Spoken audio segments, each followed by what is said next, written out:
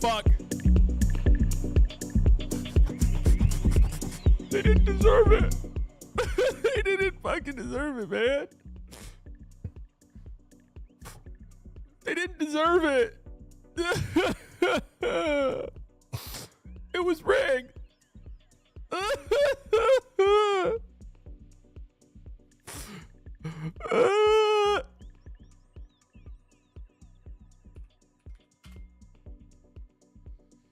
Beautiful morning, get us up my morning, baby. There's something in the water.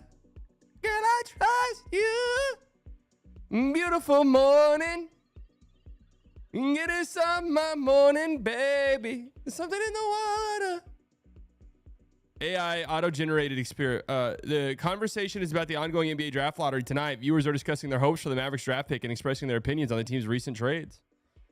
Good work, AI. Good work. Only about 24 hours late. Girl, I trust you. Beautiful morning. Paul with the 5 gifted members.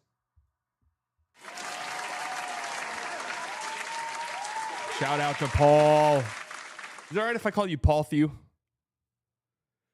Paul is short for Paul Thew, if you didn't know. All right, we can't be live for too long today. I've got stuff I need to do. A couple of announcements, a couple of things. First and foremost, I'm going to tweet out that I'm live. I usually don't do this in the morning, but I'm going to do it right now. The penthouse is looking beautiful. I mean, look at it, guys. I mean, look, there's life in the city streets for the first time in months. People are out and about. They're walking their huskies. Why do you have a husky in Dallas, Texas? That's fucking animal abuse. They're walking their huskies. They're out and about on Katy Trail. I mean, this is a great occasion.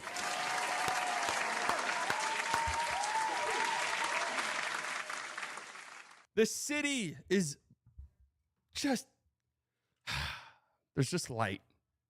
The sun shined on Dallas, Texas this morning for the first time. Let me not piss off any Stars fans. Stars fans get it. And I'm a Stars fan. I'm rooting for them. They get a little aggressive sometimes, I got to say. Like, sometimes I'll tweet out something. I'll just be like, man, crazy shot by Jokic. And they'll be like, who gives a fuck? The Stars are on. I'll be like, oh, hey, okay. Yeah, go Stars.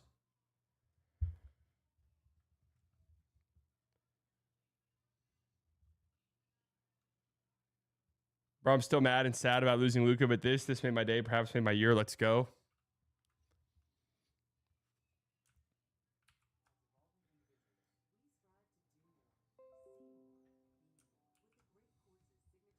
Let's see the haircut. You guys won't even notice the haircut, honestly. Oh, no, you do notice it. It looks a little weird right now because it's wet and stuff, but it feels so much better. Oh!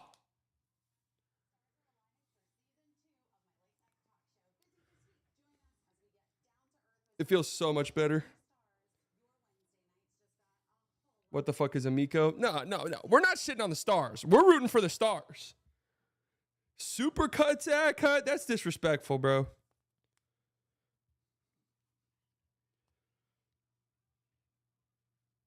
That's disrespectful.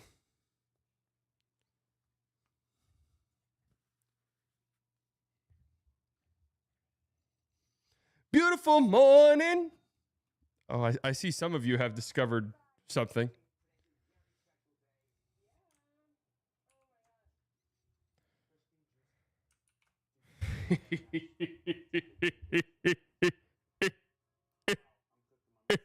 Guys, I want to tell you something right now.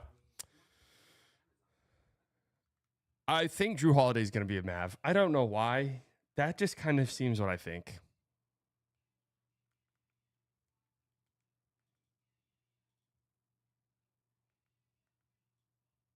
I'm not sure why I feel that way, but I do. Didn't you say you were shaving your head if the Mavs won the lottery? No.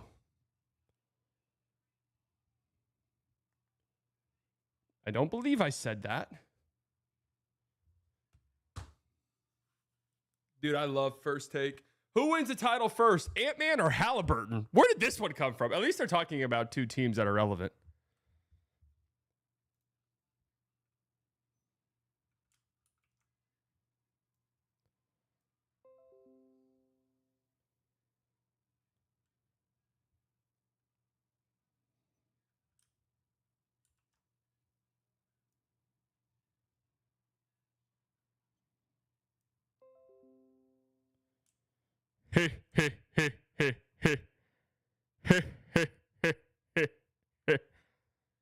You must retire the hat. No, the hat still stands. This hat is more relevant than ever. What a season. We survived it. Paul at the $2. Celtics going to be sold for pieces in the offseason. London with the $1.99. I still don't trust them with the pick, but Koopa equals quid.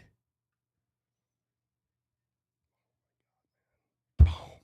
Fuck yeah. Fuck yeah. Fuck yeah. I woke up feeling great today.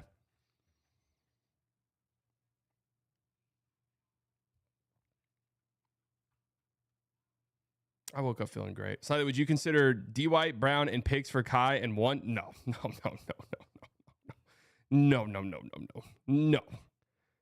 I said, I don't even know if I would do first overall pick for Giannis. I'm definitely not doing it for Jaylen Brown. I mean, God bless him.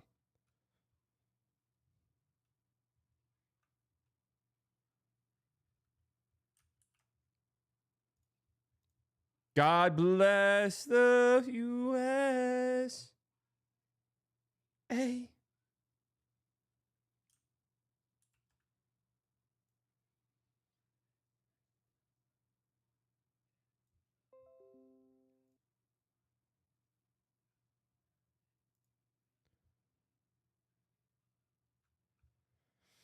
All right, I say we got to go quickly because I got a lot to do today, and I'm just fucking sitting here. I don't even know what we've been doing for the last 14 minutes. What, we've been live for 14 minutes?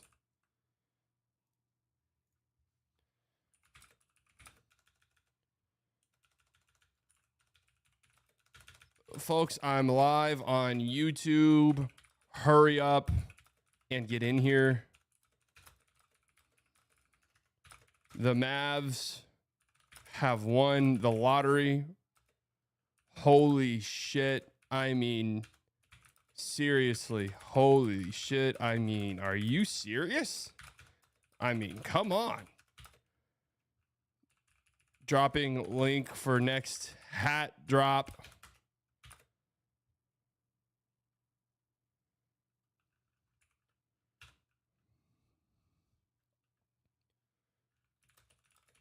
We can smile again, folks. We can smile. Get in here. Hammer with the 199. It's a good morning to be a Mavs fan. I mean, first time we've been able to say that in a long time. All right. Here comes the sun. Da, da, da, da. Here comes the sun. It's all right. Da, da, da, da, da, da, da, da, da, da, da. Had sell out. They sold out in 30 minutes, bro. Now, when I tell you slightly biased takeovers happening, but people aren't fully up to date with it, this is what I'm saying. Wordle. How about this? Huh? How about this? Flagg. No, that's a word. Put it on your word list. How about lucky? Horrible first guess, actually. When you think about lucky as a guess, it's a horrible guess. Okay. All right. Okay. All right. All right. Yeah. I'm thinking about a couple of words. A couple of words pop into my mind. A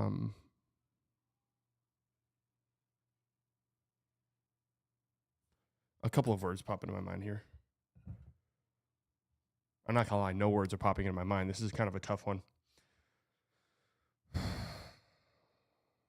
This is a little bit of a tough one, I gotta say. The H not being there is making this a little bit difficult for me.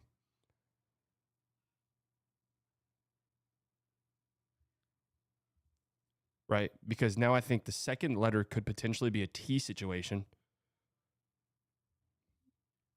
But none of the vowels available make that make sense. There's one more vowel involved in this letter, in this word, and I'm trying to figure out where we're at with that. It could be a second letter situation. Could this be a, I really don't think so. Could this be a blank spare? That's off the table. Could this be one of these situations? Au pair, I pair.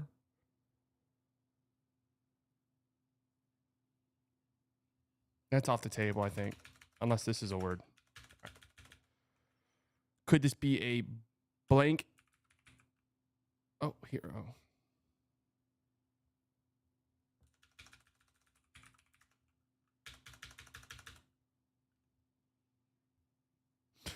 Am I fucking this up, guys? And just be honest with me.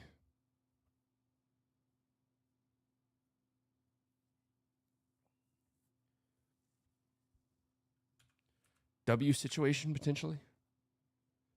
O-where. E-where. Oh, O-where.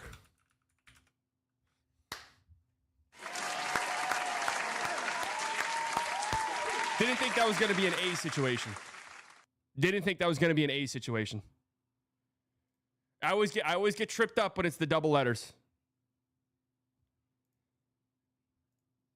Now on to the game that we really dominate. Connections. This is where your brain really has to lock in and focus. Okay, evergreen. I like that. Evergreen. Not seeing anything just yet for evergreen. Bathroom. Vacuum. Rhymes. Okay. Quicksilver. Okay.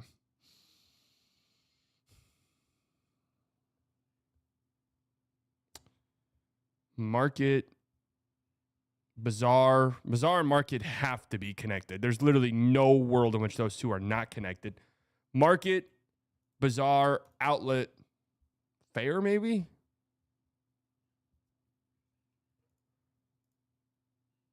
Okay. Places to shop. Right off the rip, we're good. Quicksilver, evergreen, marigold, infrared. These have to be together. All right. Ending with colors. That one was easy. Once you play this game enough, you know they do stupid shit like that. So you see that and you immediately get to it. Oh, this one's easy. Hawaiian, veggie, supreme, plain. Those are pizza. Pizza flavors. Come on now. Plain. Who the fuck orders a plain pizza? Like plain? I've never heard somebody call it a plain pizza. My God. Are we him? You could just feel the energy shifting. You can just feel the energy shifting. Right? You just sense it.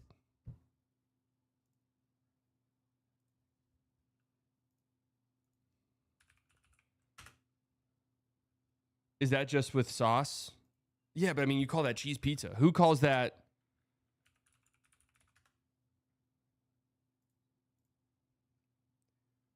Like, who the hell calls that?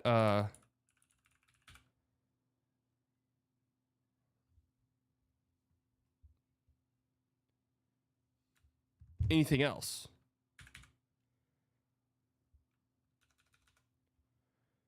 Come on, Cooper Flagg. Put your Maverick jersey on. Yeah, it's time to put it on. Yeah, come to Dallas.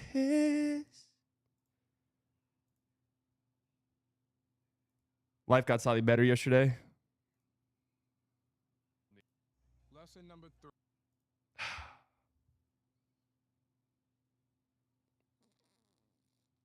It really did. Hold on, I'm setting something up real quick, and then we're really going to get into it.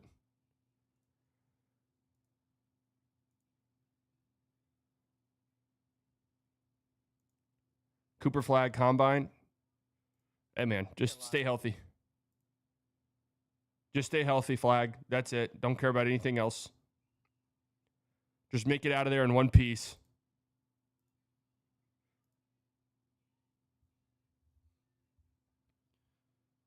Make it out of there in one piece. Hold on, I got to set something up. And then I promise we're going to get going.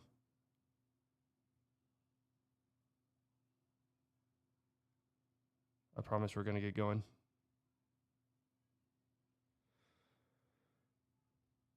One Piece mentioned.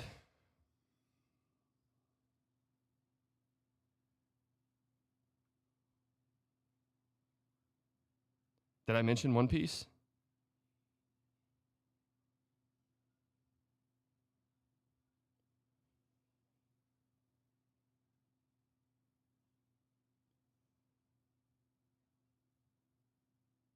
Bow, bow, bow, bow. Bow, bow, bow, bow, bow, bow, bow, bow, bow, bow, bow.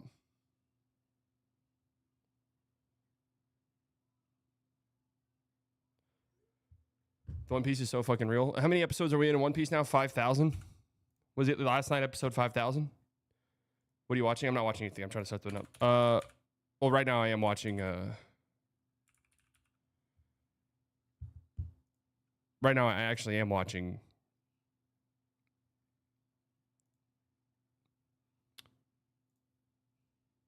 Sopranos. All right, let's start here.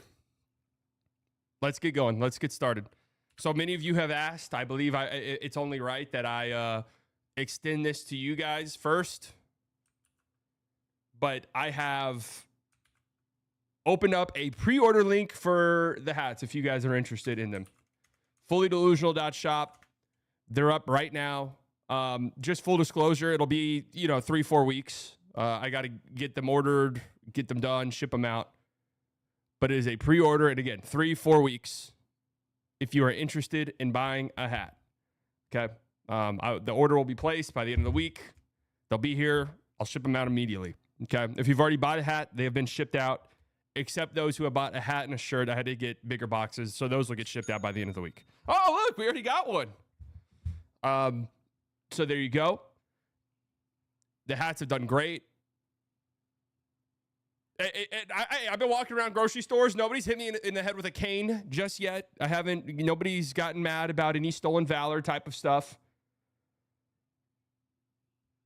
So there you go. Nobody's beating me up for stolen valor or anything like that. And also, when it comes to the hats, I would like to give a huge shout out to my guy, Jacob. JH Create over on Instagram. He's incredible. I mean, this is stuff he's done with me. Thumbnail. He created the slightly early logo, which I think is fucking sick. I mean, this is so cool. The slightly early logo. He designed the hats. Which, by the way, you might not notice it, but anybody versed in Morse code, there's a message on this. That's all I'll say.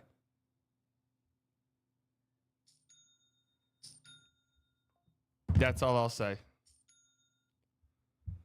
Flagg is a mix between Ant-Man and Jason Tatum with Kevin Garnett defense. I'll be damned if it says Fire Nico.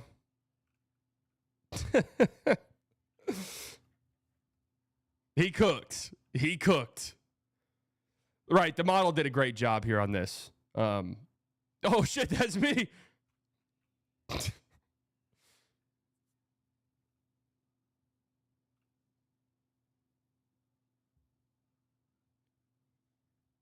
Mavs fans deserve this, don't get me wrong, but God hates Luka Doncic. I'm done with basketball. New York Mets are my new obsession. Fuck Texas and everything to do with it. Fuck Trump. Okay, that's fair. I'm with you there. I don't know what Trump has to do with Texas, really. That lazy shit. Okay, I mean, that's all fair. That last part's fair. I don't know what that has to do with us, really. But I agree with you. Where did your upper body go? So when you're as good of a model as me, you can just sort of train your body to disappear at any given, like whatever part you need modeled, that's all you'll see. Everything else will disappear.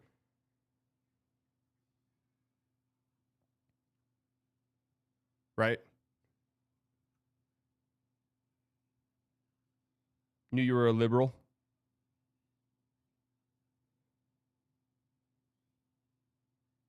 I'm not a liberal. All right.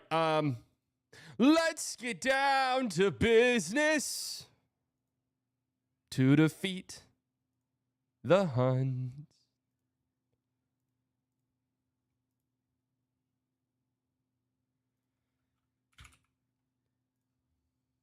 Bought a hat. I hope I don't get jumped.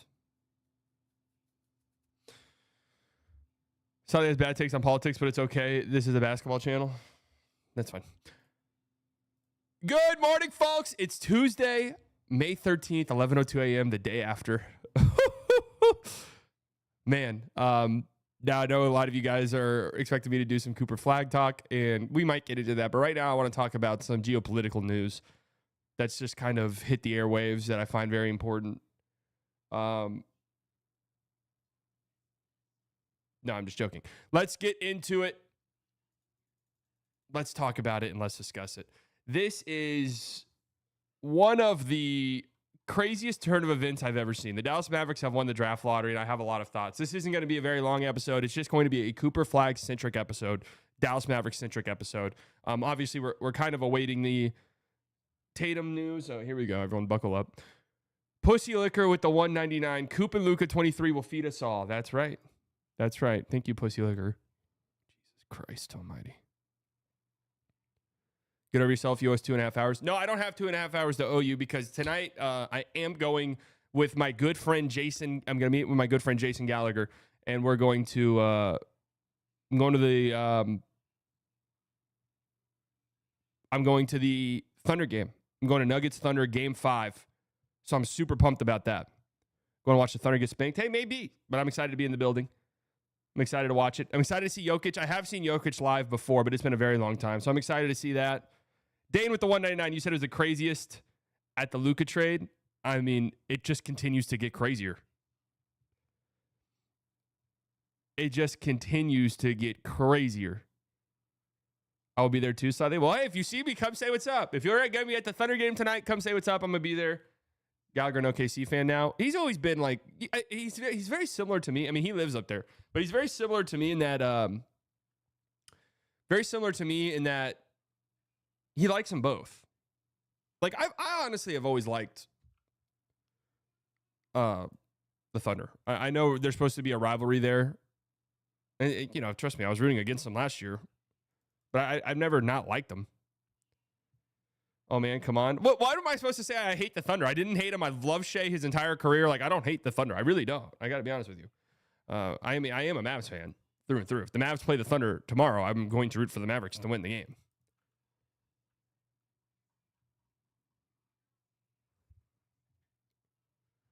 The rivalry is back on.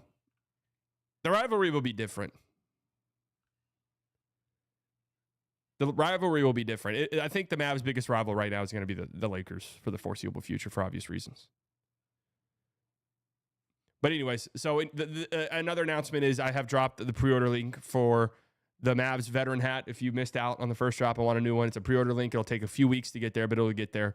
Fullydelusional.shop. That is fullydelusional.shop. My guy, JH Create. My guy, Jacob. He's incredible. He's the best in the business. Created the hat. Does all my like good thumbnails. He does. Not all of them. Some of them are shitty. Those are me. The good thumbnails he does. The early logo he did. He's incredible. So anyways, let's get to work. Let's get to talking about it. So the Mavericks have won the lottery. Let me give you guys just sort of my thoughts after sleeping on it before we dive into other stuff. Last night was just a whirlwind of emotions. I couldn't believe it. I didn't allow myself to think the Mavericks were moving up in the lottery. During the Wemby year, when the Mavericks were in the lottery, they ended up with Derek Lively, incredible player. I did convince myself that they were going to win the lottery that year. I just felt it in the air. Just felt like it had to happen. And I was very disappointed when they didn't. But I didn't allow myself to think that this was going to happen. And it did. So here's just my thoughts. Look, is it rigged? That's just the number one question. I said this last night, and I stand by it. I don't give a fuck if it's rigged. If it's rigged, thank God. I mean, what are you wanting me to say? If we're just going to accept that they rigged the lottery, they've done it a million times. They did it for the Spurs. They did it for the Cavs. They did it for the Pelicans. Well, thank God it's rigged for my Mavericks. I mean, what do you want me to say? If it's already rigged, then I want it to be rigged for my team. Like, what else am I supposed to say? If it is rigged, then, hey, at least it's for my team. So that's where I'm at. Everyone they do it through a third party. Every team has a representative in the room. By all accounts, it's not rigged. Now I gotta say, it is quite miraculous. I think House said it on the Bill Simmons podcast. It's the best way to put it is there's been a lot of miracles in the last few decades in the draft that makes you say, huh. That seems quite interesting. It's happened enough times that you do have to sort of think about it, right? it does raise the question. But again, if it is rigged, which I don't know, maybe it is. Maybe it is. It is a lot of coincidences. It is a lot of, wow, that's very fortunate. The Cavs land the number 1 overall pick the year LeBron's in it. Wow, that's quite fortunate. The Cavs land the number 1 overall pick the year after LeBron leaves. Wow, that's fortunate. The Pelicans were the number 1 overall pick before they trade AD. Wow. Great odds. Now, I have seen people say in response to this, and I gotta reply to this criticism because I think it's stupid as hell. God, who did it? It was a football guy, Jacob Kolsterman. Is that his name? Something like that. Am I right? Am I right? I have to pull this up. Is that a person? Kolsterman. He's a YouTuber. Kosselman. Can somebody tell me what it is? Because I saw a take here that I thought was really was bad in response to this, and I'll get into why. Would you consider trading the veterans and building around Flagg? Yeah, we're gonna get to all of that. Does nobody know who I'm talking about? Chuck Klosterman, is that his name? No. He's a YouTube guy. Fuck. Like a big draft guy. He made a take that I really disagree with. The guy sponsored by Underdog. Yeah, he's sponsored by Underdog. Oh, it's Brett Coleman. I don't know who the hell I was talking about. Yeah, it's Brett Coleman. Yes. So here it is. This approach is why the NFL is eating the NBA's lunch. NFL preseason rates higher than NBA playoff games. They took over Christmas Day at will. And why? Because they make every market matter. The face of the league is in Kansas City. The draft is in a small town in Wisconsin. Let me jump in here and say this, and I've said it a million times. The reason why the NFL's ratings do so well is because it's an institution. That's it. Like, I need people to understand that. I've said it a million times. Football is an institution in the United States. Okay? Watch an NFL game. Go and ask a real NFL fan, do they think the product's really good right now? Do they think the NFL is a good product? There's like 4 good quarterbacks, 4 or 5 good quarterbacks. Injuries are terrible right now. There were primetime games in the NFL last season and games where it was like the 3rd or 4th strings fucking quarterbacks going at it. It's awful. Okay? Now, that being said, it's a institution, the NFL is. People sit down on Sunday and they turn on the NFL. That will always be the case, and that's just the way that it is. So acting like this is why, I think is stupid. The small market, the NBA doesn't care about small markets. I just mentioned to you all of the times people claim the lottery is rigged. What teams did I say? The Cleveland Cavaliers, the San Antonio Spurs, the New Orleans Pelicans. So I do push back against the league doesn't give a fuck about small markets. San Antonio is an incredibly small market, okay? And if you were to say it's rigged, you have to say it's rigged in favor of the Spurs, right? San Antonio, let me rephrase that. San Antonio is a big market. It's a smaller sports market. You don't think of it the way you think of big markets. Does that make sense? You don't think of it the way you think of a Los Angeles, the way you think of a New York. I mean, even the way you think of a Dallas or a Houston, even though San Antonio is right on par with how big that city is and that market is. Did Adam Silver wire you money to talk about this slightly? I mean, look, the league might be rigged, but I'm saying the idea that like they don't give a fuck about small market teams. I mean, you look at who's almost certainly going to be in the Final Four this year. It's probably going to be OKC, could even be Denver, but it's probably going to be OKC. It's going to be the Knicks, which is a big one, the Pacers, and the Timberwolves. Like, those are small market teams.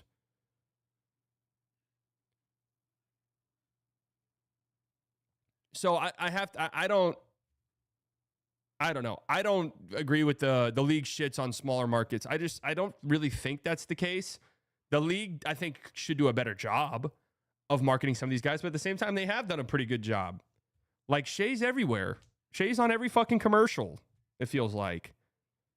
Like, John Morant, I mean, how many times were we like, I can't believe what they're doing for John Morant? Like, John Morant, before his fuck-ups and stuff like that, I think people forget a little bit how much he was being pushed If John Morant had a dunk in a game, if you went on the NBA Instagram, it was like 50 straight posts about John Morant. He plays in Memphis. So I disagree with this shit. I think it's a really incorrect take. And truthfully, I just think it's wrong. I think it's ill-informed, and I don't think it pertains to this whatsoever. Like, I don't think it matters at all. And I think it's weird for, like, NFL fans to say this. It's an institution. The NFL football is an institution. That's it. How can you guys say this? It's hilarious coming from NFL fans because what's the biggest criticism of the NFL? What's the biggest criticism of how people talk about the NFL? They quite literally only fucking talk about the Cowboys. The Cowboys get brought up all the time. The Cowboys. It's the same shit.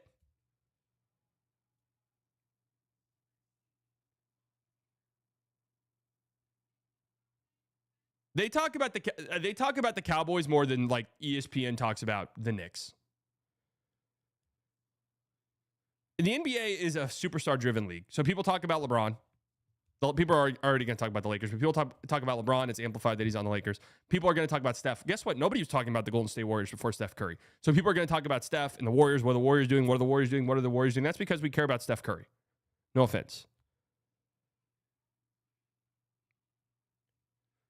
So, I mean, I think this take is so wrong.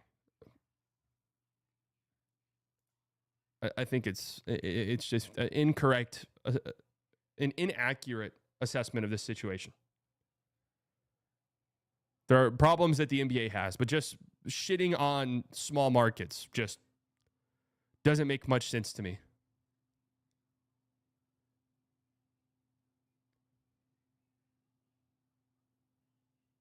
For the people bringing up OKC and Indy and Minneapolis, my point is less about market size and more so about how the NFL focuses on non-luck-based parity that allows all markets to thrive. Your record is your record. Everything is decided on the field, and nothing is random.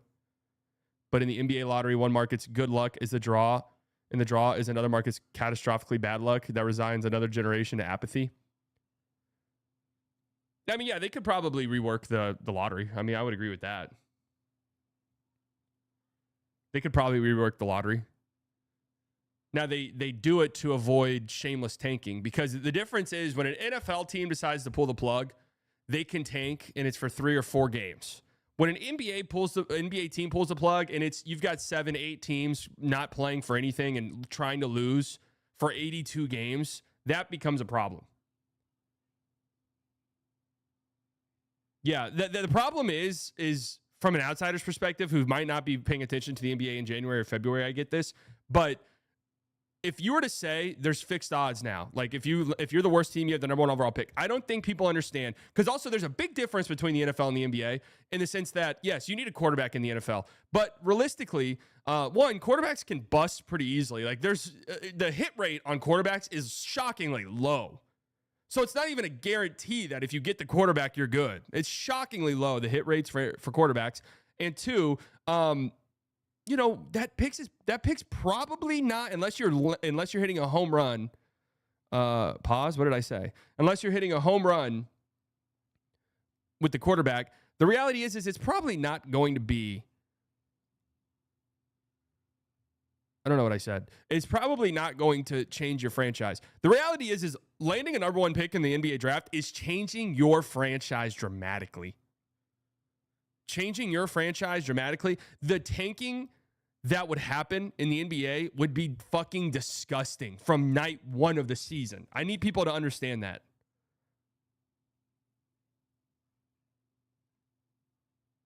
David, thank you for the $1. Quarterbacks can bust pretty easily. How many times do you see that in person? Oh my God. Get your head out of the damn gutter, guys. I'm making a point.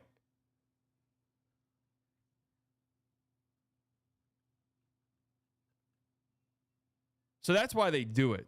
I don't think that's true. Solid. Did last year's number 1 change the organization? No. I mean, you're gonna have drafts that are kind of weak like last year. But if it was a fixed draft, what do you think the NBA in going into this year was like clear cut Cooper Flagg? What do you think it would have looked like? What do you think the Wemby year would have looked like? How many teams would have entered the season just been like, guys, lose as many fucking games as possible, please? Please.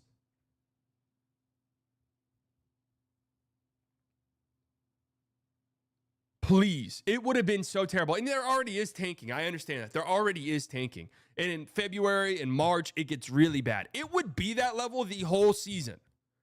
There would be teams trying to get 5 wins. Because I don't give a fuck. I don't give a fuck about anybody on this roster. I need Victor Wembanyama. I don't care about any of you guys. I don't even care about y'all's development. There are less guys in the NBA that is more likely the bust than the NFL with more active people, just probability. Well, no, but I'm saying in the NFL, one guy's not dramatically changing your franchise unless you hit a home run on the quarterback. And even the top end, number 1 overall pick quarterbacks are prone to busting. Yes, they're prone to busting or not. NBA, they've gotten pretty fucking good at drafting. Like, when was the last time we've had a non-injury related catastrophic first overall pick bust? How long has it been?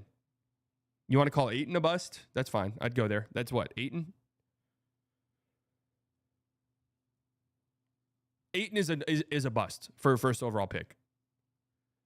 Risha is different because the context of the draft is different.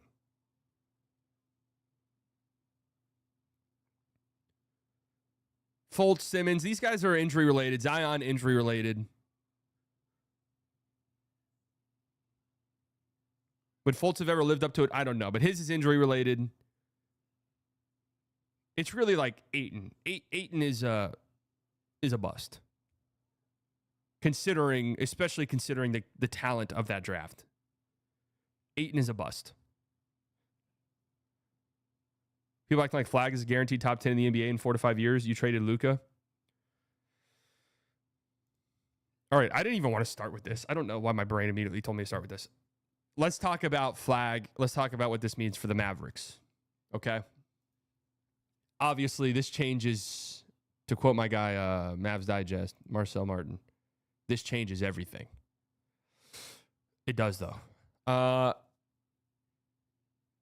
mean, it kind of caps off, if you guys want these hats, that's why. You should get these hats. Because it is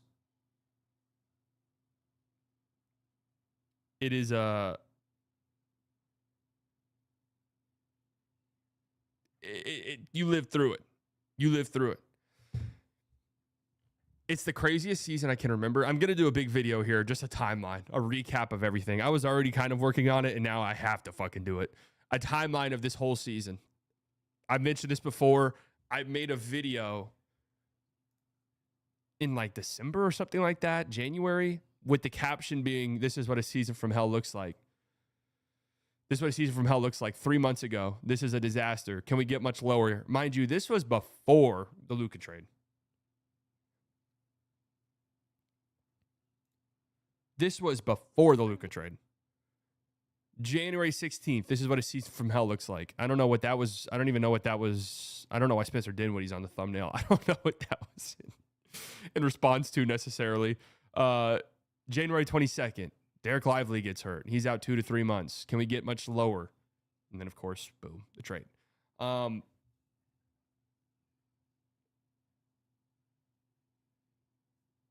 It's one of the craziest seasons of all time. Right? I mean, the roller coaster of emotions. There's the only possible way that this could have been salvaged for the Mavs.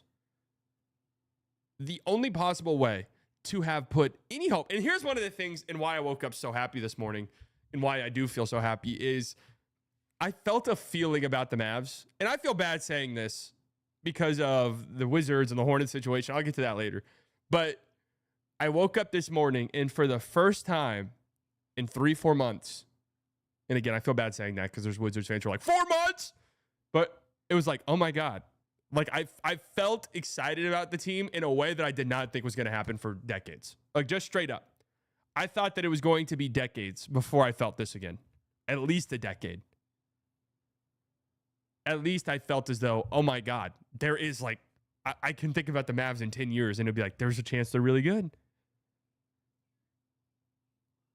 There's a chance that they're really, really good. How many teams never get saved like this? A lot.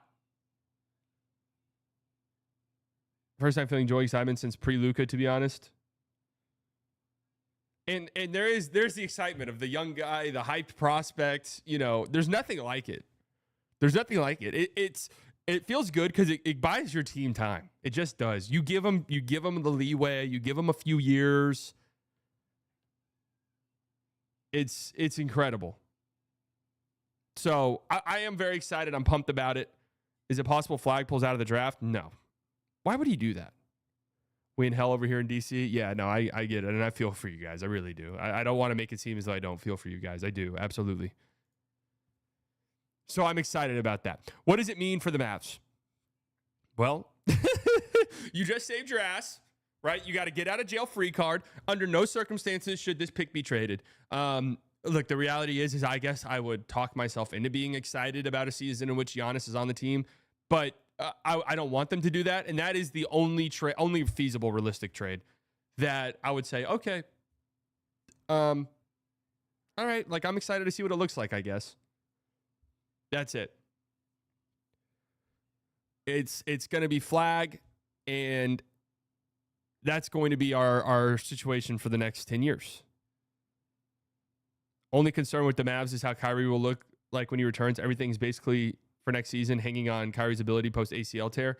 Yeah, I mean, Kyrie coming back and just even being 75% of himself this year is like a mandatory requirement for this team to really be contending. But another thing, they're going to do something, you know? They're going to do something in the offseason. They're going to trade for a ball handler. They're going to trade for a creator. They'll make a move and to improve their team. Cooper, you need to play point guard. Yeah, Cooper might have to play point. Trading the pick would be so unbelievably stupid. And judging by their reaction, I have a hard time imagining they're not picking Cooper Flagg. So let me lay out my nightmare scenarios just to put them out into the universe. Because I feel like that's healthy. My nightmare scenarios. They trade the pick for anybody not named Giannis. Again, I don't want them to trade for Giannis. Let me be fully clear here. I don't think they should do that. But doing this for Kevin Durant, I already said I will jump off of a roof, and I mean that, and I stand by that. I will jump off of a roof. If they trade it for, I saw somebody on ESPN, was it Jay Will? Somebody said Tyrese Maxey, disgusting. I'm assuming in that scenario you're swapping the first overall pick with the third overall pick, and you're getting Maxey in the third overall pick. Still no, sorry, no. Devin Booker, no. You draft, and look, the reality is Cooper Flagg might not ever turn into a player as good as those guys, but you just draft Cooper Flagg. You draft the 18-year-old. You don't overthink this. You draft the 18-year-old.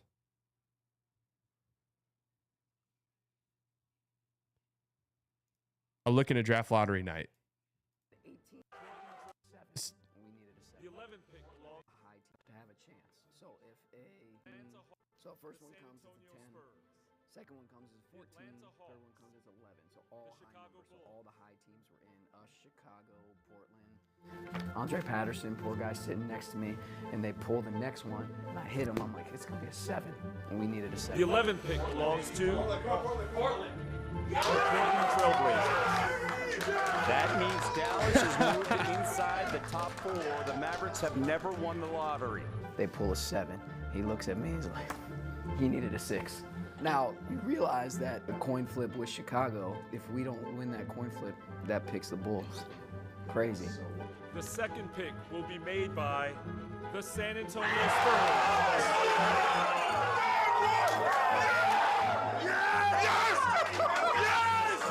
That's not a fake reaction.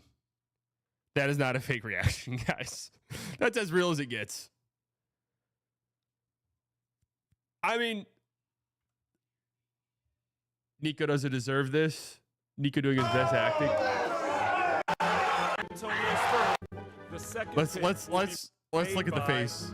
The San Antonio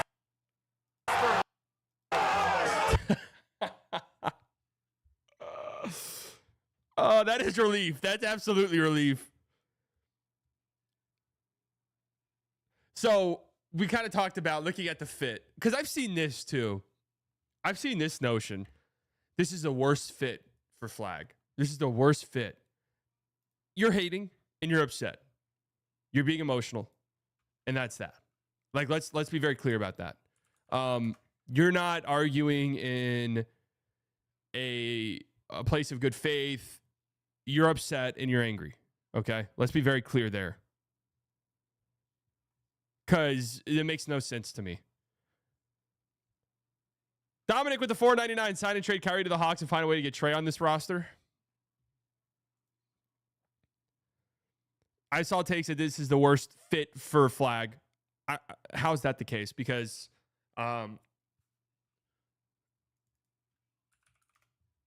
you've got AD, who you can play alongside of. You have a young rookie center and Lively, or a second-year center, now going into the third-year center, Derek Lively, that you can play alongside of. You have an incredible All-NBA level guard that's going to come back from ACL injury. And contrary to what people constantly say, this Mavs team does have pieces to move around and trade if they want to. I don't really get it. This always fucking happens with the Mavs, where it's like the Mavs have nothing to trade. That's what they kept saying. I think it was before they got Kyrie, or maybe it was after. It was like the Mavs have nothing to trade. They've got nothing to trade. They've got nothing to trade. And it's just like, they do. They have as much to trade as anyone else, really.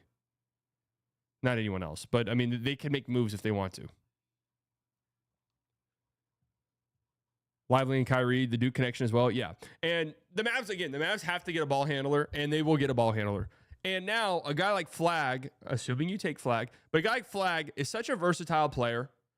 And people always say guard 1 through 5. I don't know if I'll buy into that. Immediately, he looks too skinny to guard a 5. He's 18 years old, so he'll have to grow into his body. But looks too skinny to guard 5s. Like, that feels, even 4s scare me a little bit, at least physical 4s. 1s, like, come on. People always say can guard 1s. Like, do we think Cooper Flagg is guarding a guy like Tyrese Maxey? Well, probably not, right? But a similar player to an elite help defender, yeah, that's what everyone calls him. But similar defensively to, like, I'm trying to think of a good comp. I mean, people have said Scottie Pippen. That feels insane to me, just to put somebody in that category. I've seen people say KG. I mean, again, that's just an insane thing to put somebody, even Andre Kirilenko. Like, that's a lot, saying a lot, right? But if you were to, okay, somebody like Andre Kirilenko, well, that's just like this piece you can move around the board, right? Like, building around this guy should, in theory, be incredibly easy. It should be incredibly easy.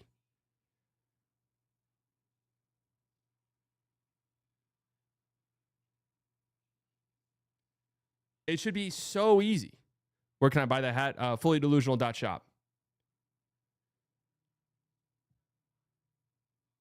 And so you have this scenario where, yeah, I look at a potential lineup of Flagg at the 3, 80 at the 4, Lively at the 5. I mean, that's pretty fucking good. I mean, that is an incredible front line. And also, look, Max Christie's 22 years old. He was a little bit disappointing by the end of the season. There's no two ways around that. But he did show flashes. And if he's your 2 guard defensively, that's pretty good. I want them to try in the offseason, when they go and get a point guard, I want them to try and get a guy who's also going to be very good defensively. The problem is I don't know if those guys are, like, realistically out there. That's why I said the Drew thing earlier. Offensively, I don't know if you're going to have the juice with that group. And also, he's getting older and he looks a step slow. Like, that one kind of scares me a little bit. There's not many, unfortunately, but I'm with you. So anyways, I mean, this is insane. This is insane. This was the only thing that could have possibly given the franchise, the fan base, any hope. I don't want that to be lost on anybody. Literally the only thing that could have possibly happened. I even think landing the second overall pick. Dylan Harper is going to be fantastic. I would have been very happy if the Mavs got the second overall pick. Don't get me wrong, right? But even the second overall pick, the third overall pick, fourth overall pick, like that's not enough, I don't think, to get fans like really pumped. The number one overall pick, that does something. Drew at the 199. Welcome to the Mavs CP3 era. Why are these not displaying on here?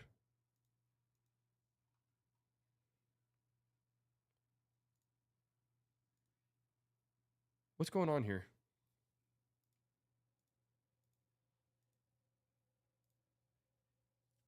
Rigged as fuck, but I'm not mad about it. Again, if it's rigged, thank God. Thank God. Thank God.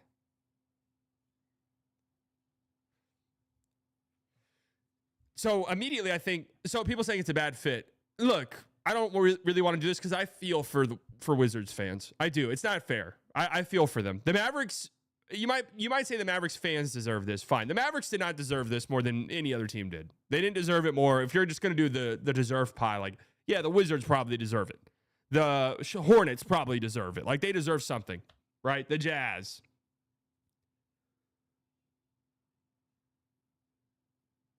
The fans, yeah, the fans deserve it. That's what you could say, right? But, like, no offense. I'm saying that to say this. Like, if Cooper Flagg is the worst fit for him, it's the worst fit for him. Like, why are the Wizards better? Seriously. Like, I like some of their young guys. You know, I like Sarr. I like Bub Carrington. I love Coulibaly. But, like, let's get serious.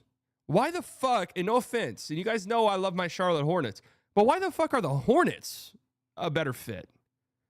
Like, really? The Hornets? What's their track record? Deserve ain't got nothing to do with it. That's true. So why is it like going to a team that is good? They are good. With a guy you can learn under in Anthony Davis, Kyrie Irving will come back. You have a great young center in Derek Lively. How is that bad? Let me ask you this, because people are like, well, the Mavs don't have any young talent. Like, he should have gone to the Wizards. And guys, be honest with me. If I'm being a homer, please let me know. Are any of the Wizards' young guys more exciting young prospects than Lively right now? And I could be 100% misguided in this. And I know I'm not going to get an honest answer in here as well. Sarr, maybe. The French guys, I guess. Sheldon with the 199. 80 for Tatum or Brown. Keep the centers. If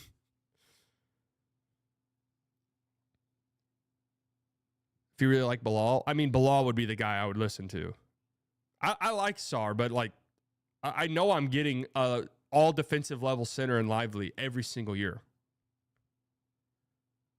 Sarr is better than Lively. Yeah, I'll draw the fucking line right there. Like, better potential or better right now? Lively's health is the only reason why I'm even entertaining this conversation, by the way.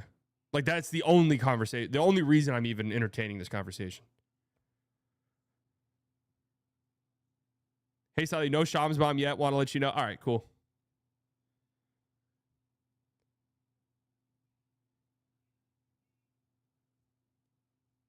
Lively's dip and play the last few months, too. Lively didn't play the last few months.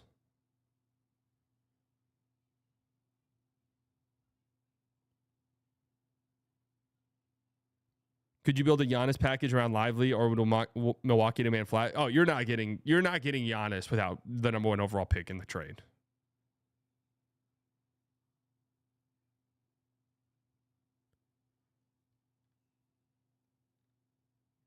Started to have a viable point guard to start his career, in my opinion. He's way more an intriguing prospect. Where does Lively go in that draft?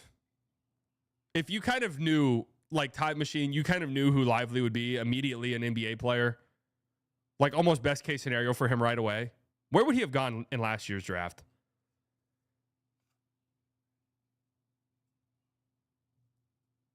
I think top 5 pretty easily.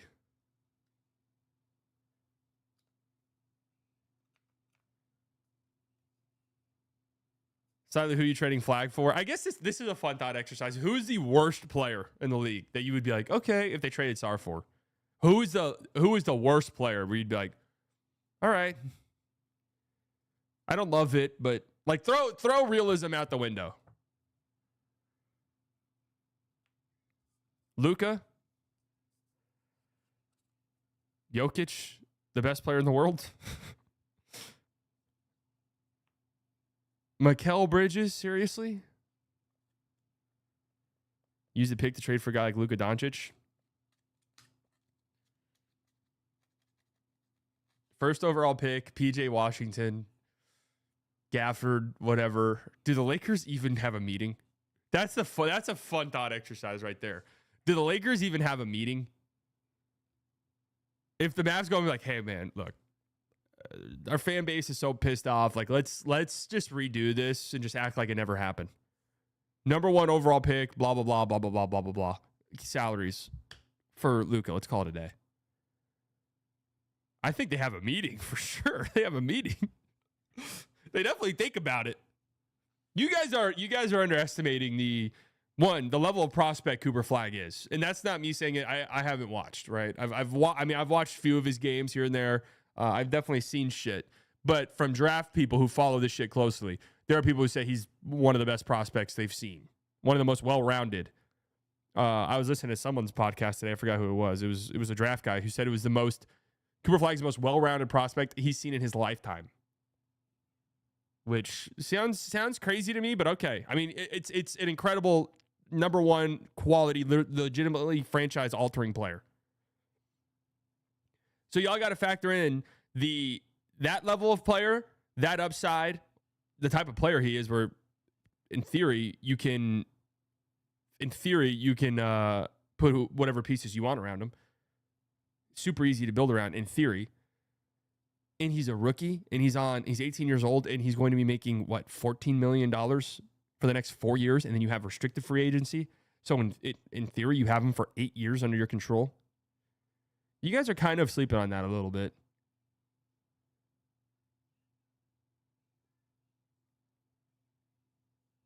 He's not the all-around prospect AD was. Like, I don't know. That's literally what somebody said. I forgot who it was. Oh, it was on the Bill Simmons podcast. So it was Jay Kyle Mann.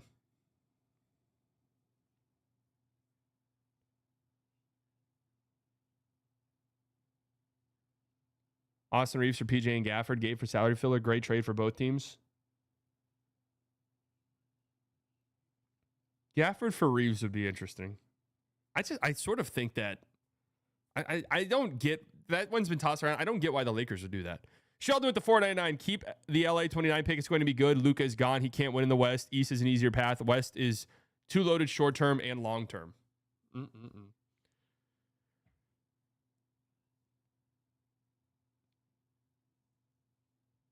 Flagg is definitely a better offensive prospect than AD. I think that was sort of the point, was that Flagg's offense was way further along than anybody really anticipated this year. And combined with his defense, that makes him like, it's kind of scary because you don't know what the real upside and potential is. If he's this good on offense already as an 18-year-old. Did he really enter the Duke season as a 17-year-old?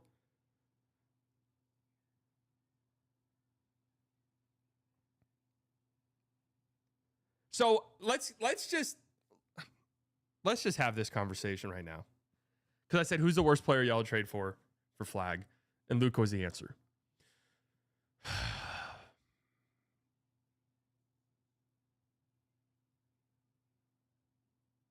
I'm not so sure I would do it. I'm not so sure I would do it if I'm the Mavericks. I just have to be honest with you.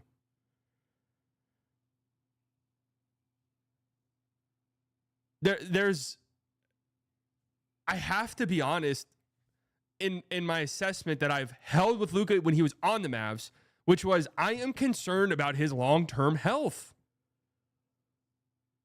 I am concerned about his long-term health. I was saying that before the trade. Let me find a tweet. I tweeted out a video that got shit on, right? And I ended up being fucking correct, as per usual. But let me see if I can find it. I felt as though I was concerned about Luka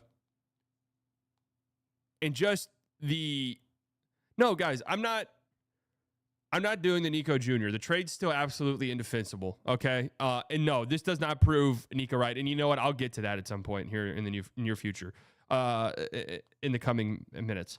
But I'm concerned about him. There's no two ways around that for me. I got to find this fucking video. Here, found it. Let's shit on Luka because we up now. I'm not shitting on Luka. I'm just saying I would have to think long and hard about it. For Luka, yes. Uncharacteristic misses, yes. Short on a lot of his jumpers, yes. December 9th. Trying to force and press the issue a little bit, yes, for sure. Completely and totally unsalvageable. This is a catastrophe. He's either injured or he is now washed. Absolutely not. No. These things are going to work themselves out. We have to remember here, Luka is getting used to playing a different type of basketball than what has been required of him over the last 6 seasons of his career. Why do I word it like that? Because people say, oh, Luka's a ball hog. He has the ball this much. His teammates can't. That's what's been required out of Luka for the Mavericks to be a competitive basketball team. Now, the Mavericks have made a concern. Why is bro rage baiting on such a useless conversation? I mean, isn't that what we all do? Just useless conversations? Started effort in recent years to go out and get Kyrie Irving, get a guy like Derek Lively who can help out in the short roll and be a playmaker at the top of the key when needed, and we can kind of, use him as an offensive hub, where we can run a bunch of dribble handoffs and shit, so Luka's not having to handle the basketball. All right, I'm not listening to this full 5-minute clip. But anyways, I'm not gonna lie, man. I don't think I would do it. I really don't. I have to be honest with you, and I don't think Flagg will ever be as good as Luka. Let's just be clear there. Will Flagg make 5 All-NBA first teams his first 6 seasons? No, he won't.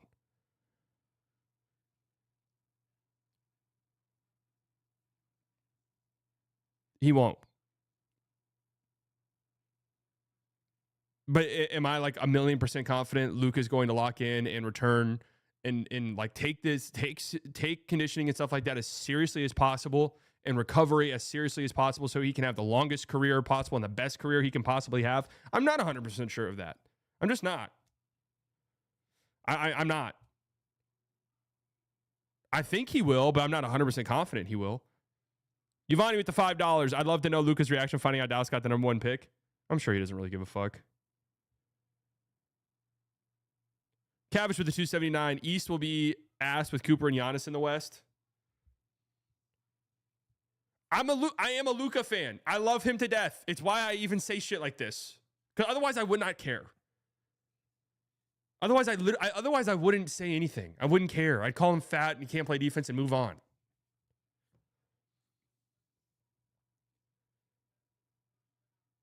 I think the worst player I'd feel comfortable trading Flagg for. I mean, you would trade him for Wemby, obviously. That goes without being said. I guess you would do it for Jokic. Although I'll say, he's 30 years old. So even then, I'm like, okay. I mean, you would do it. He's the best player in the world. You would do it, I guess. No, I wouldn't do it for Cade. And I'd have to think long and hard about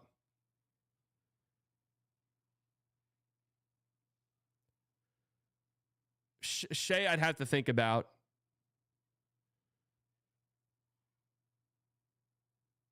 Luka's the best in the world. There's not an argument for Luka over Jokic right now. Last year, I thought there was. There's not one now. There's not one right now.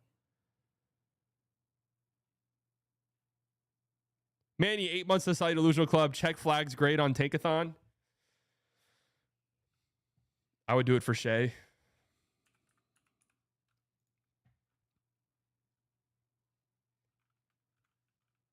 Can you get back to that, Luka? Yes, I think he can. Will he? Not sure. Yeah, that's where I'm at. Everyone would do it for Shea? Yeah, you'd probably say yes for Shea. I was just being honest.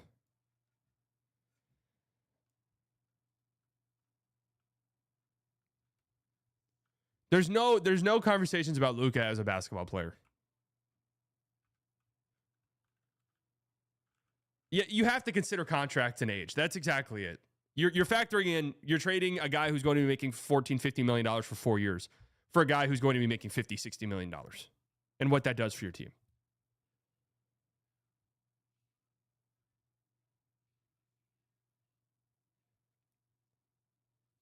The Mavs continuing the tradition of having a generational white guy is hilarious.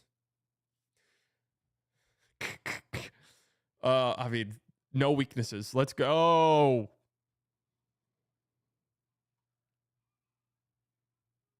God, he was so good in that Arizona game too. I remember watching that game and I was just like, fuck, man.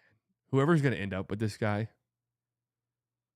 I can't believe it's the Mavs. I really can't believe it's the Mavs. I'm not going to lie. I'm looking at this. I don't even think I'd trade him for Wemby.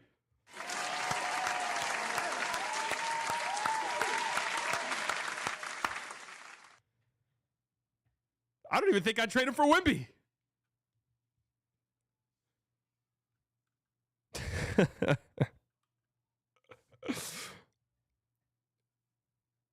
Are you the next generational white guy the Mavs draft? Is possible.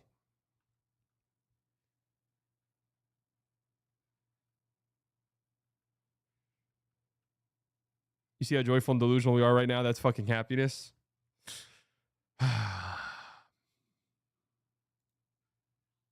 I'm smiling. I can't help but smile, guys. I can't help but smile.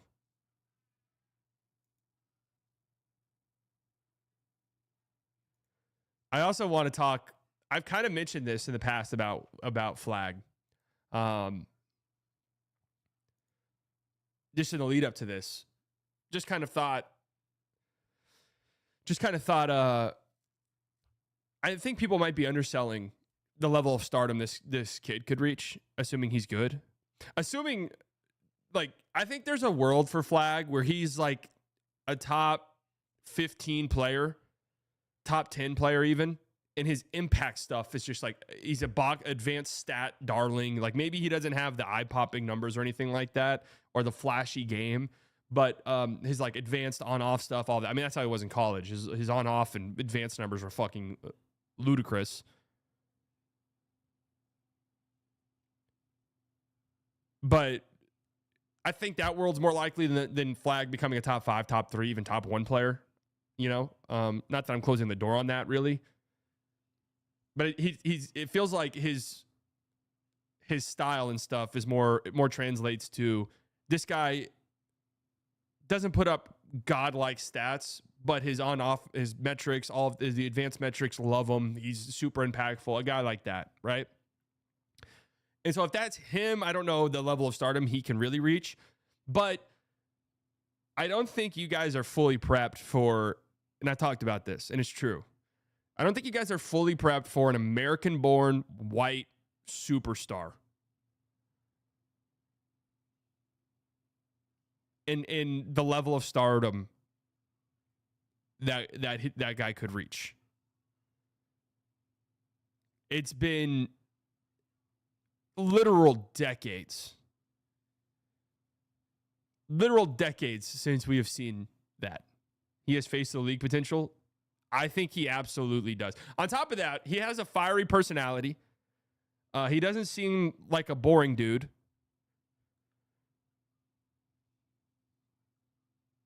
Don't sleep on the mega star potential that he has. I'm just saying that. Are you concerned with how the East will be? What's there to be concerned about? This is nothing new. The East has been worse than the West forever.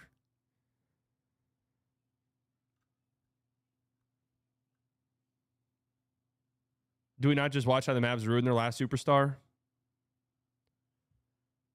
Yeah, I mean, I have zero faith in the front office. That's why, like, I'd honestly be even more excited about this if I didn't think in the back of my mind there was a small chance. I think it's a very small chance, but a chance nonetheless that they do some dumb shit with this draft pick.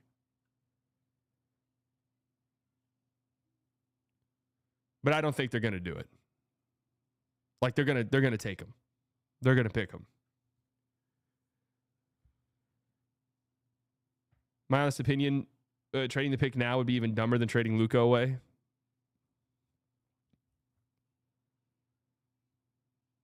Honestly, who was the last American white superstar after Larry Bird? I mean, you're talking about,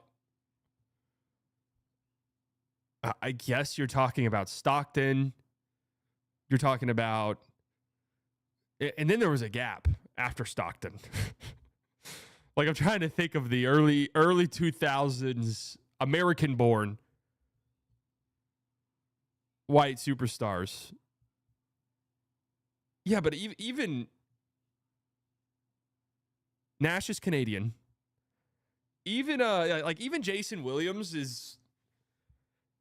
I wouldn't have considered him a superstar. You know? Guys, Kidd's black. Jason Kidd is black.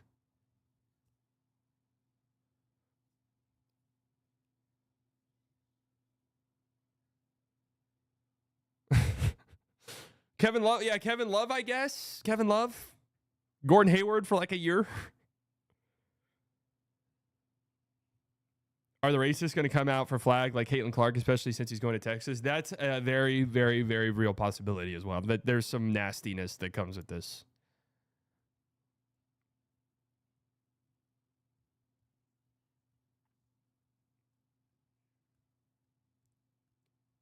That is an unfortunate possibility.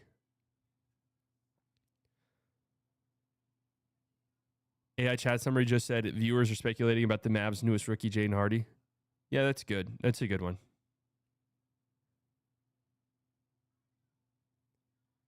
Dougie McBuckets.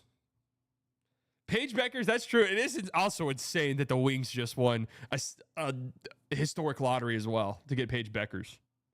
Honestly, kind of insane. So,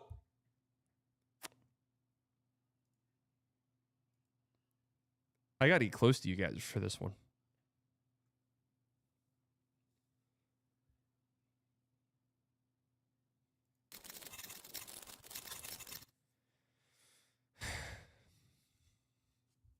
I can't help but shake this feeling lately. Can't help but shake this feeling that we have fallen into some sort of wormhole, some sort of like alternate timeline. I don't know if there was a specific event that happened in the timeline that caused a sort of shockwave effect for us to separate. I don't know if potentially we maybe fell through a wormhole. I don't know if we're maybe all sort of in a deep sleep of some sort. Maybe there was a gamma ray from the sun and we're all kind of in this purgatory state without even realizing it. It's just been so weird. Has it not? The last few months, really the last few years, but the last few like 8 months, 10 months have just been so bizarre. And I don't want to be a conspiracy theorist, but it's been so bizarre. Everything is the max, the chaos level, it feels like has been turned up to 1,000,000. The chaos has been turned up to 1,000,000 in almost everything. Like almost everything.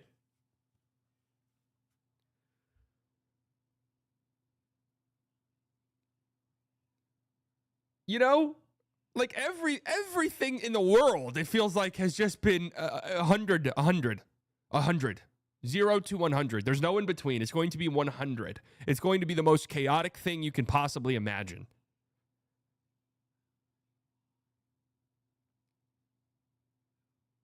Like, it feels as though we've entered this strange timeline where it's like nothing is normal anymore. Not even basketball. Basketball is not even normal.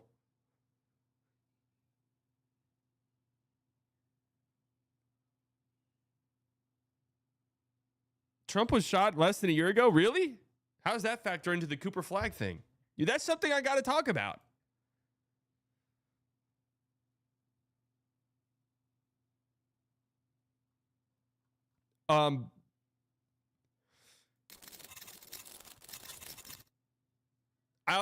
I feel bad. I feel bad for Jazz fans. I feel bad for Wizards fans. I feel bad for Hornets fans. Obviously, that sucks.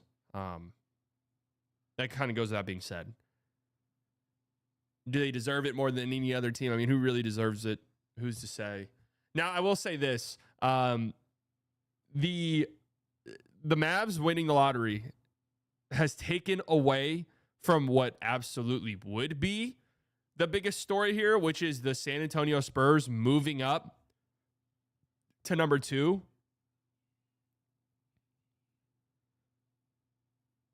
Right? Like that would be the talk of the town. It's funny because we would be having the same exact Riggs conversation, but it would be a different one. So the Spurs getting 2, because one, we've done some small stuff on playback. We watched Dylan Harper stuff. I think he's gonna be fucking great. I think he looks incredible, right? Now I think Flagg is far and away the number 1 guy, but Harper looks awesome. So this sort of opens up a couple different possibilities. I think now you look at this situation and say, well, the Spurs will be opening night with Giannis or Dylan Harper on their basketball team. And I think there's even maybe a scenario, if you're the Bucks, I think there's maybe a scenario where Harper and Giannis are on the team. Do we think that's possible?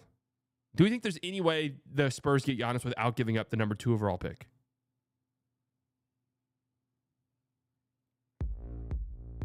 Part though with the $4.99, I honestly think Spurs would be such a better spot if they had never traded for Fox and rolled with D-Harp and Wemby.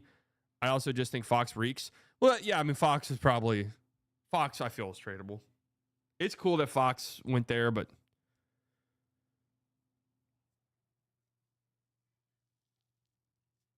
Spurs are absolutely getting Giannis. Do we think there's a chance for the Spurs to say, yeah, you know what? Like, it's cool. Giannis would be great. But we're not in that big of a rush. I hope not. I hope for their sake and their fans' sake, I hope that they're all in on Giannis. Because why the fuck not? You have enough to trade.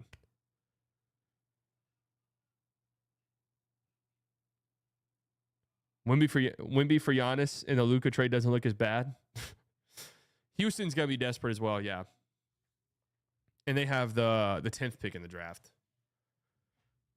Which, you know, if you're the Bucks, that's yeah, I can sell my fan base on a top 10 pick. This is where we were at yesterday, guys. Azanul, is that how you pronounce that? Jace Richardson, who's 6 feet tall. This is what we were talking about yesterday, guys. I cannot believe this shit. I straight up can't believe this.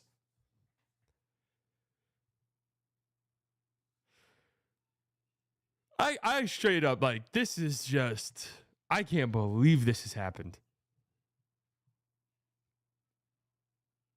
I understand everyone's saying it's rigged. It might be. I'm telling you, it could possibly be rigged.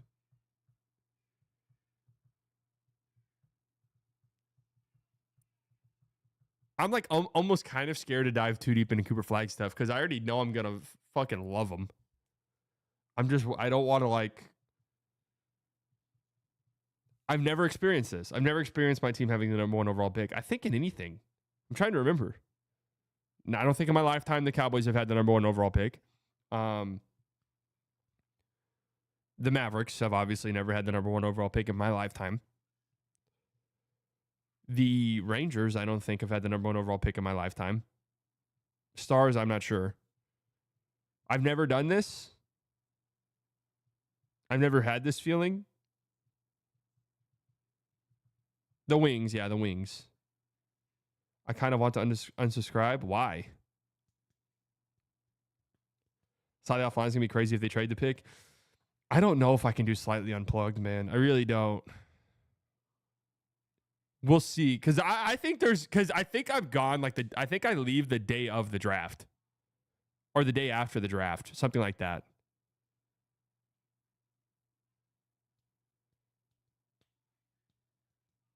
No, I agree. It'd be so fun, but I don't want it to. I honestly, this is going to sound pathetic because I'm going to be in the beautiful country of Europe. I don't want this to ruin my. I don't want this to ruin my my trip.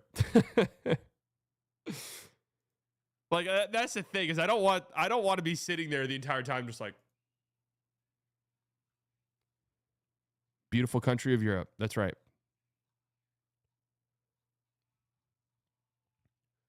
A state apology. Allen is starting formal sales process for the Portland Trailblazers. Allen & Co. and law firm Hogan Lovells leads sales process. It's estimated to continue into 25-26 with all estate proceeds going to philanthropy. Wow.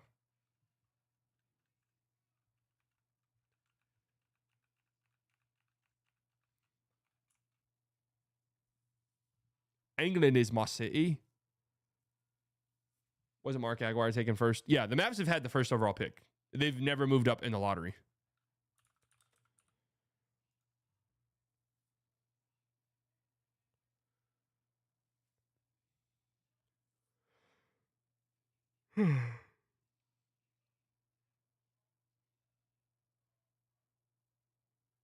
I don't think I can. I don't think like, because there's always some weird fuckery in the draft. I guess that's not true. There's the draft where it's like Wemby's going number 1 overall. There's no point of even talking about this. Just spoil the first pick and then delete all of your media apps. That might be what I do. But I'm not gonna lie. By the time the draft gets closer, because again, I'm leaving like 2 days before the draft, so I'll be like, we'll know. We will know. We will know.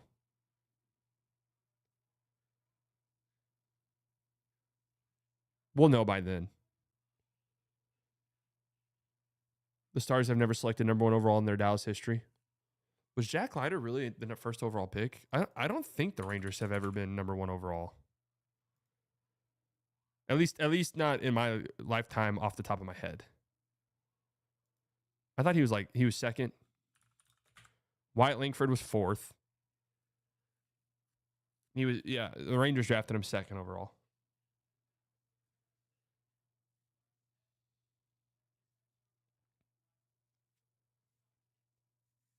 Rocker was 3rd. If Cooper demands a trade, then trade him for something when his value is high. I mean, this doesn't, like, knock on fucking wood, man. This doesn't happen. Like, this always happens. This always happens. Zion's gonna force his way out of New Orleans. Zion's not gonna want to go to New Orleans. And it just doesn't happen.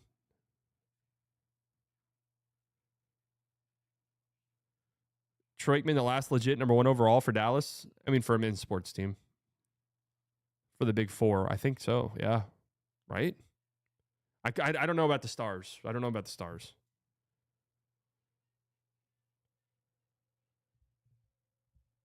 They did say the same shit about Paige Beckers too. They always do this when their guy doesn't go where they want to go.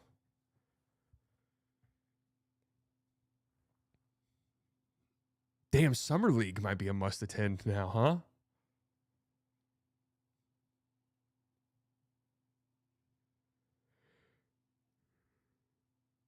Flagg for Paolo and Suggs. Honest to God, no. Especially now that you're in the max contract territory for Paolo. No. I haven't seen enough, and I do love Paolo, but I haven't seen enough from Paolo to be in on like the 40 million or whatever it is.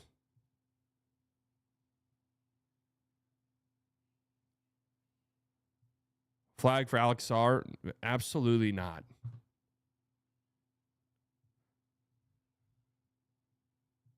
Flagg will be lucky if he reaches Paolo heights. I mean, where's Paolo at right now? He's a top 20, top 25 player. Flagg could easily reach that.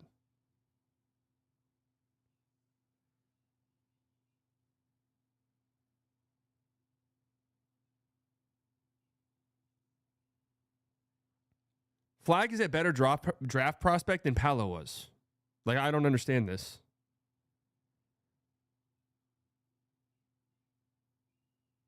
Would you do Alex Sarr, Koulibaly above for Flagg? No.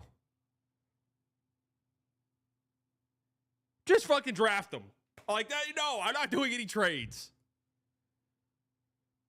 Is there any chance the trade is Lively instead of Gafford for the right guard? Gafford's getting traded. It's not going to be Lively. There's no way.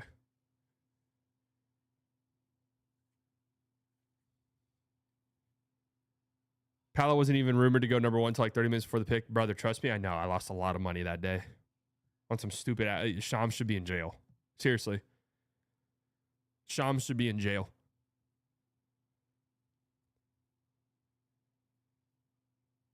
Trade down to 2 with the Spurs for Castle. I'd have to bend the Spurs over and spank them if they wanted to swap 2 for 1. I'd have to bend them over and spank them. It'd have to be like an unholy amount of shit just to move up 1 spot in the draft. Yeah, I would say I want Castle. I want the 2nd overall pick. I want this pick. I want this pick. I want this pick. Like, it'd have to be something where they're like, all right, what the fuck were we even doing? Why did Cooper not appear happy? What? Like, these guys are never, like, I think Wemby's the one edge case because that was just insane, right? But these guys are never, like, jumping up and down and doing backflips. That doesn't happen. That doesn't happen at the lottery. Remember when Shams literally said Scoot was going second overall while being paid by FanDuel? Dude, Shams literally said Jabari Smith Jr. is going to get drafted number 1 overall. The day of, sponsored by FanDuel. Or something along the lines of like, they think it's going to be Jabari now.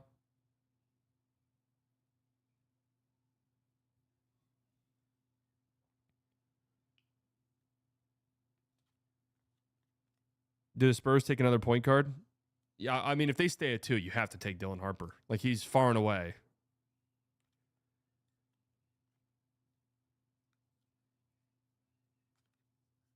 Spurs get number 1. Oh, my God, it's rigged, but this is awesome. Mavs get number 1. This is rigged. What a disgusting outcome. So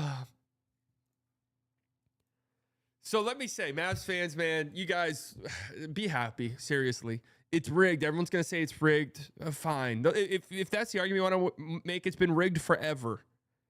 So what? Like, now that it benefits us, it's a moral outrage. Fuck it. Like, fine. At least it's supporting my team. That's just kind of where I'm at. If we're just accepting that the league is rigged, they rigged the lottery. They've rigged it for the Cavs. They've rigged it for the Pelicans. They've rigged it for the Spurs. Well, thank God they finally did it for the Mavericks.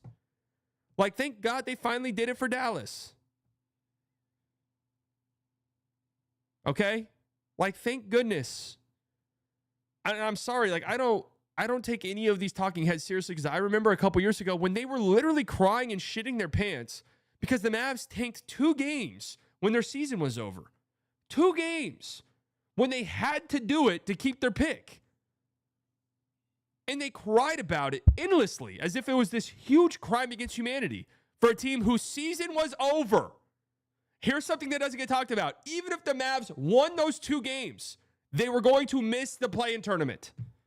They were going to miss the play-in tournament if they won those 2 games. And they knew it. It was over. It was already over. I could be wrong, but I think the Thunder played the Jazz the last 2 games of the season. Am I wrong about that? The Thunder had to lose to the Jazz both games. And the Jazz had long given the fuck up. They were always going to win one of them. And the Mavs tanked the last 2 games.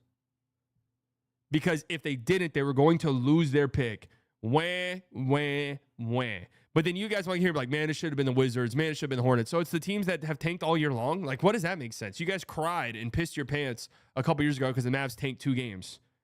Because they had a catastrophic season. And you guys cried and shitted yourself because of it. But now all of a sudden it's like, yeah, the teams that have been tanking for decades, they actually deserve it. How does that make any sense? And I understand Wizards fans, Hornets fans, whatever. I'm not like, yeah, I feel badly for you guys, straight up. I do. I feel badly for you guys. Don't get me wrong. I feel badly. I'm just shitting on the talking heads. It's just like the moral outrage. People are so upset by this. Like, I figured people would be like, oh, but like people are upset. They're outraged by it. They're outraged. There's Mavs fans who are outraged. Let me just say that. Let me just say this. If you're upset by this, right, you're not a Mavs fan. Okay, you're just not. Let's just call it what it is. You're just not, and that's fine. That's totally cool.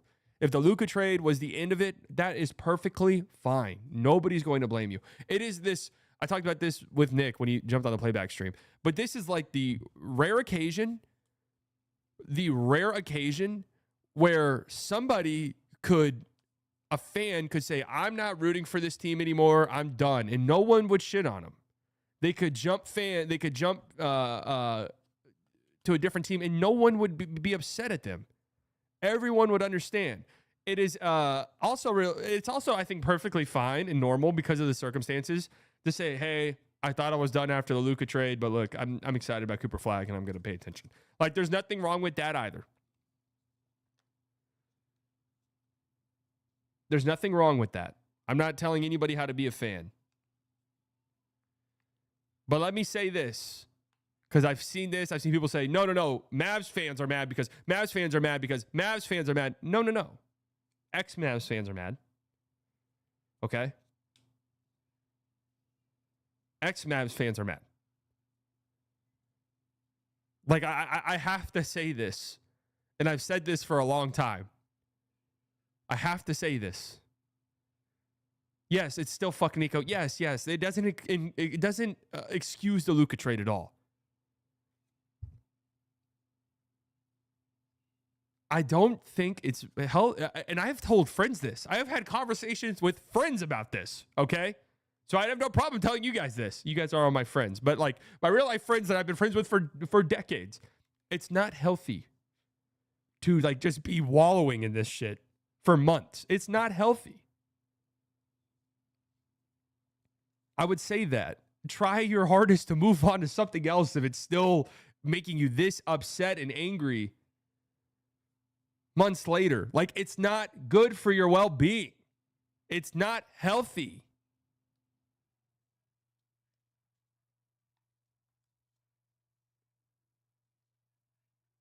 The odds are 50-50. They either get the first pick or they didn't. I don't get the outrage. That's true.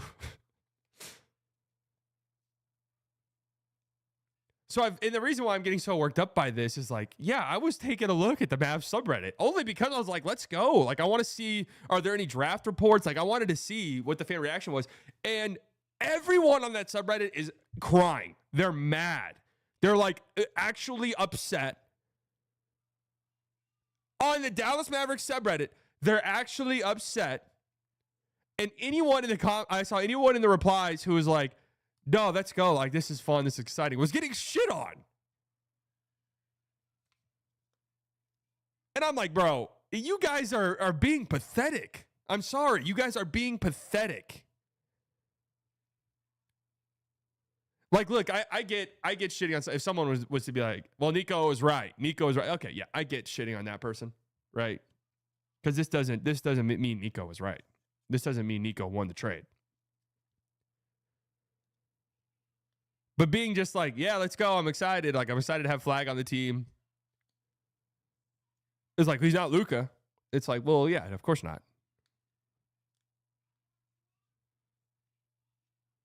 Like, of course not.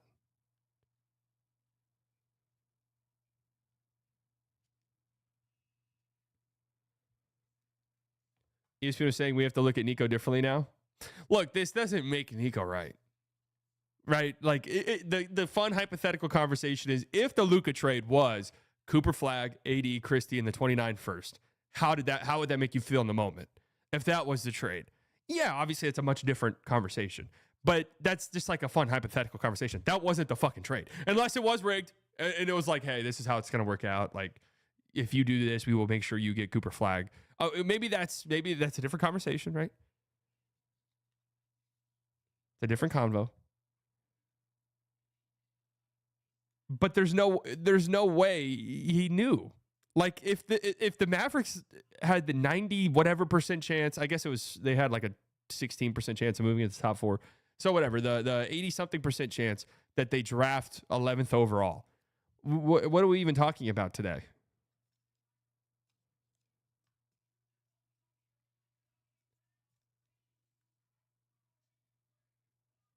That question also has to assume that Nico knew Kyrie was going to tear his ACL. Yeah, that's a very good point. Like, Nico had to know we're going to be bad and tank out. I guess not tank. They didn't tank. But we're going to be bad and we're going to miss the playoffs and be in the lottery, which he did not think when he made the trade. Okay?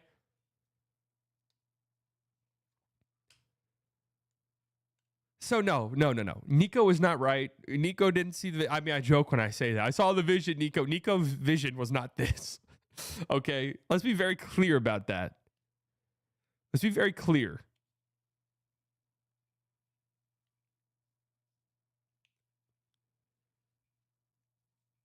So that's.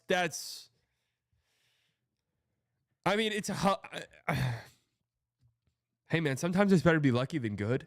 Sometimes it's better to be lucky than good. That's true in all facets of life. And yeah, sometimes it does feel like this motherfucker, Nico Harrison, is just falling ass forwards. Like, he's falling forwards. Because we talk about like all of the things that have gone in Nico's direction, right? Pawning off KP. Look, when they made that trade, that was 1,000% a salary dump. Get the fuck off my team. We don't want you anymore trade. Let's be very clear about that. Because Spencer Dinwiddie was disastrous in Washington and they hated his guts.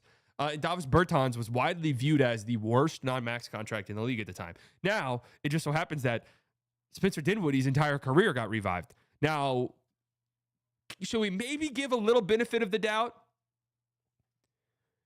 Can we maybe give some benefit of the doubt to Nico and say, no, they kind of saw some stuff and they figured, let's get him out of Washington. He'll be better here. Maybe. All right, maybe. Maybe they saw that. Maybe they saw that.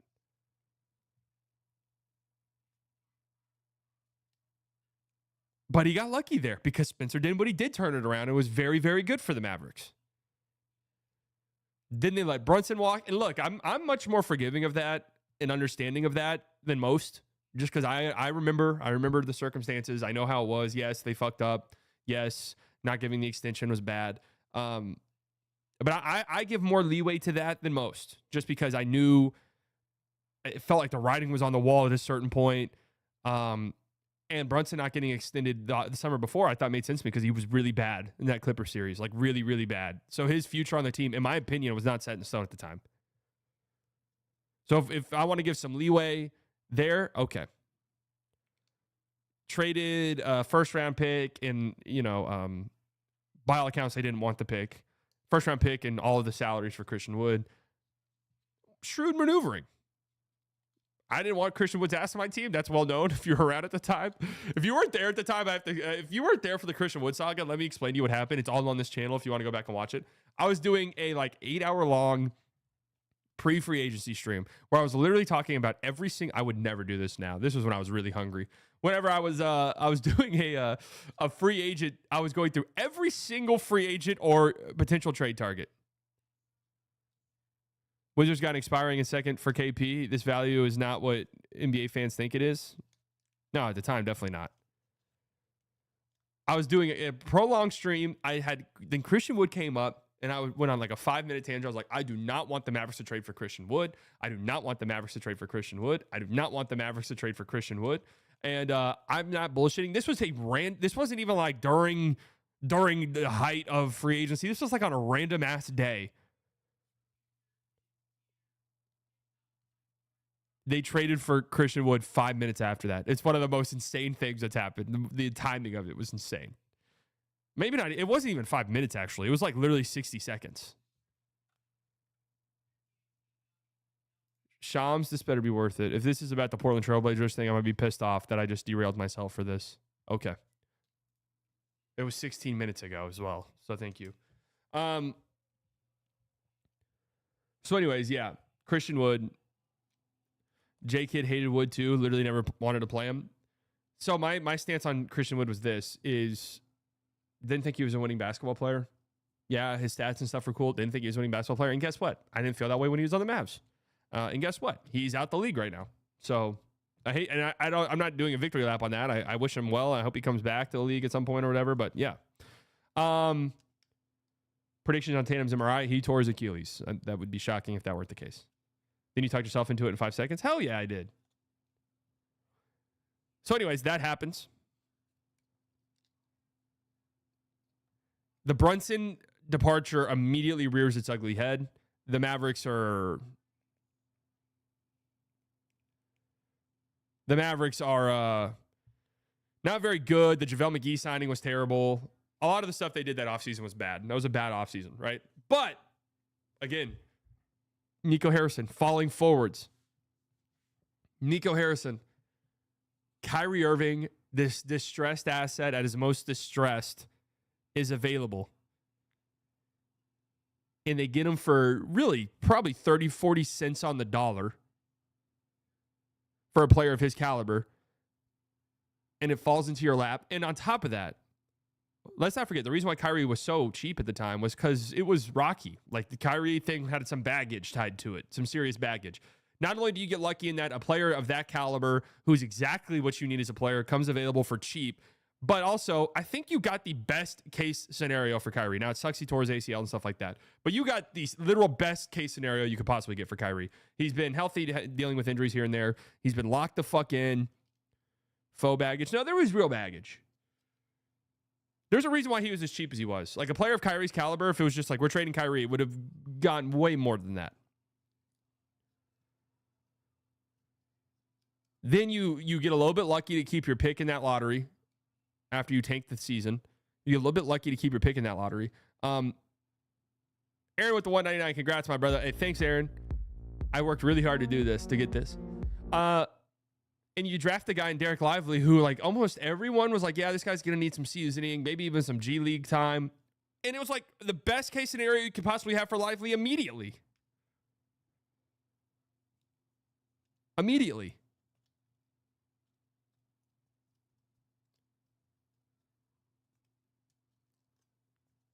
And then you think about some of his other moves. Sign and trade for Grant Williams. Well, that doesn't work out very well, but they're fortunate enough that they can get off of it a few months later by trading for PJ Washington, who's been incredible for them. The Gafford trade, yeah, incredible for him. By all accounts, they wanted to get Kyle Kuzma and were willing to give up 2 picks for Kyle Kuzma, and Kuzma said no.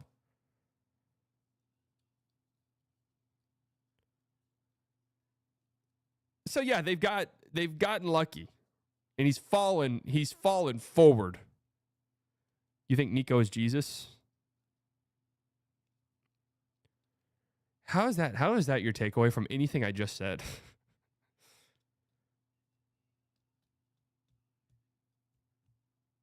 I mean, how is that your takeaway from anything that I just said? Like, just completely missing the point entirely.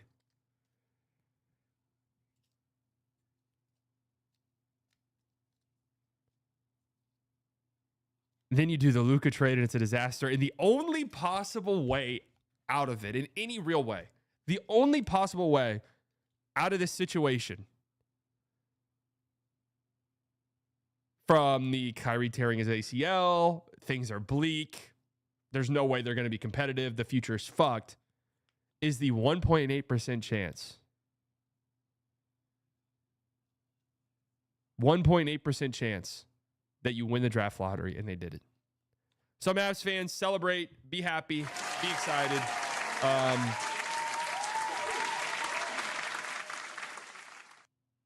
It's insane that this happened. It's insane that this has happened. Boo. Why boo?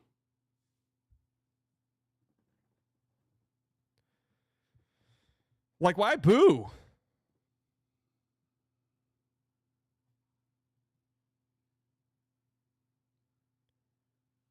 So when you're dropping the 1.8% merch,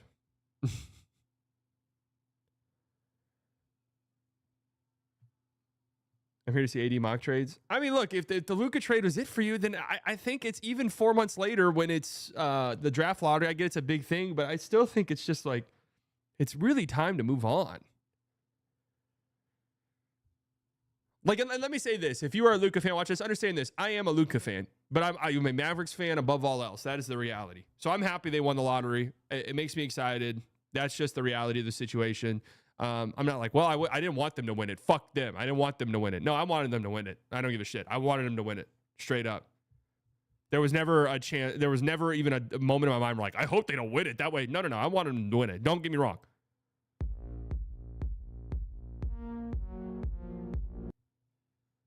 Daniel with the $4.99 going to try to use the new hat to get benefits at the local Veterans Center. Wish me like, all right, be careful there.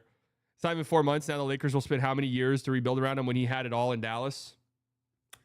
I mean, yeah, if you're a Luka fan, yeah, this sucks. I mean, him being with the Lakers sucks. Now, I got to ask this because, guys, hey, I stream a lot. I spend hours a week talking. I talk to you guys. I read your chats. Guys, I remember getting fucking shitted on.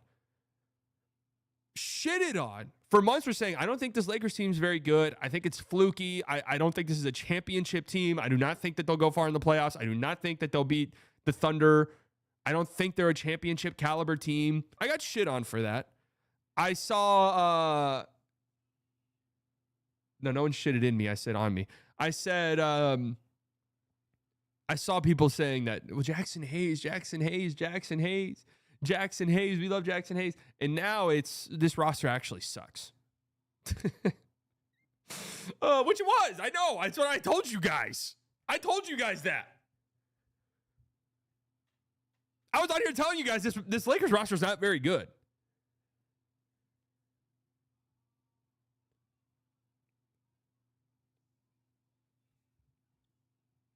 Just feel bad for Luka because he waited for years to get a good team built around him, and now he's got to wait again. Yeah, I mean, it does suck. It does suck for him. Now, I will say this, because I've seen that narrative. I saw that the Mavs, it took the Mavs forever to build a roster around him, and they finally did it.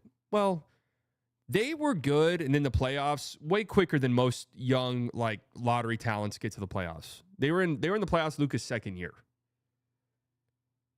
So I got to push back. I do have to push back a little bit about this. Like, the Mavs sucked and the rosters fucking sucked and all of this. And, like, I have to push back on this stuff.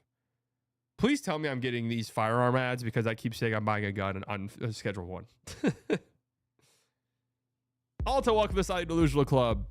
Do you think the Mavs will enter next season as a top 3 title favorite? No. I don't know who's going to be the favorite next year with the Celtics imploding. If the Thunder win, it'll be them. It might just be them anyways.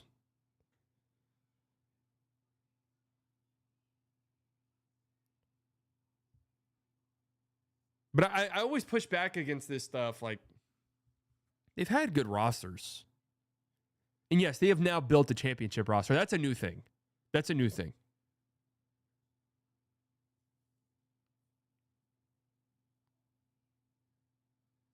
And this is the thing. Like, feel bad for Luka. Yeah, I feel bad, but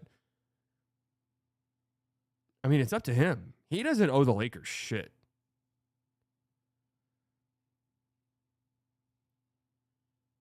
Let's be clear about that. He doesn't owe the Lakers a single fucking thing.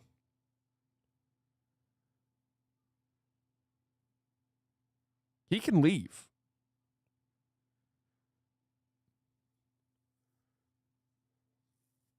What player do you think would push the Mavs over the top right now? Luka's not leaving. He's too loyal. Well, then, I mean, you can't feel too bad for him if he decides to sign a max extension with the Lakers.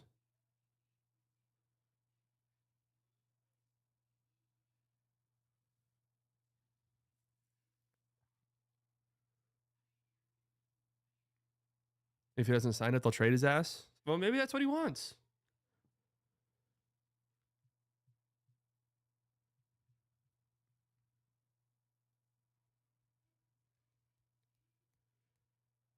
With this Flagg pickup, Mavs will be too big for OKC. I mean, I'm trying not to. I'm trying to suppress it a little bit, just because, yes, there's a small percentage chance in the back of my mind that they fuck this up. But I think it's very small, so I am very excited, and Mavs fans should be excited. But AD Flagg Lively front court is disgusting. It is disgustingly good. It is disgustingly good. I mean, PJ coming off the bench. Phew, Jesus. Luka carried so hard first years. He never had a really good team. They accelerated the roster building process, though. Too fast, in my opinion. Too fast. They should have been bad for longer, in my opinion, but Luka was too good.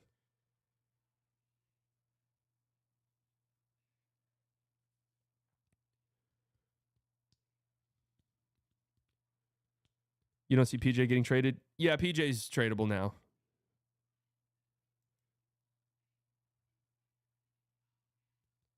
All right, let's I said I wasn't going to be on long. I've been on for 2 hours. Dude, what is wrong with me?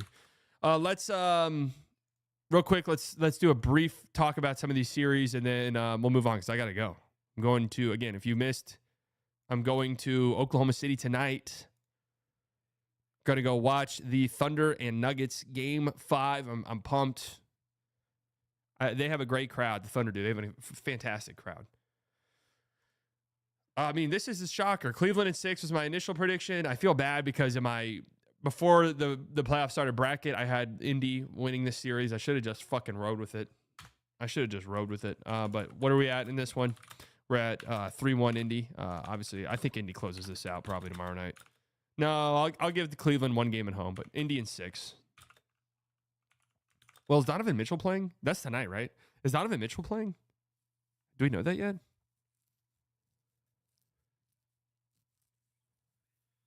I mean, unless you're trading PJ for Kobe White, then why trade him? The more depth, the better. No, I mean, they don't have to trade him, but he's also similar to Gafford, somebody whose contract's coming up. He was at shoot around. All right, I'll give Cleveland tonight's game. But then that puts a lot of pressure on Indy. I'm still feeling good about it, though. Boston, Knicks, I had Boston in 5. How big was their lead last night? It didn't get to 20, but it was like a 14-point second half lead at one point. And now Tatum is out. So after game 4, 14. I mean, do we think they close it out at the Garden?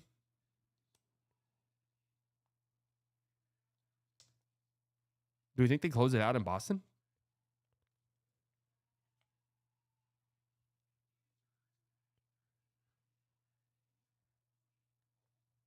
I'll give the Celtics one like super hot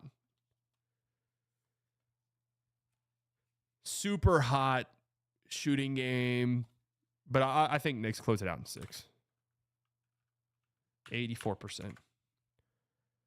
Denver, OKC. I had OKC in 5. This series has been so much more competitive than I thought it was going to be. Props to the Denver Nuggets. I've been meaning to say this. After game 5 or game 4, I mean 2-2. Thunder have home court advantage now. I feel like the Thunder needed that win. I feel like the Thunder needed a game like that. Like they choked game 1 away. I think in a lot of ways they choked game 3 as well. But they choked game 1 away. And I feel like they needed that one.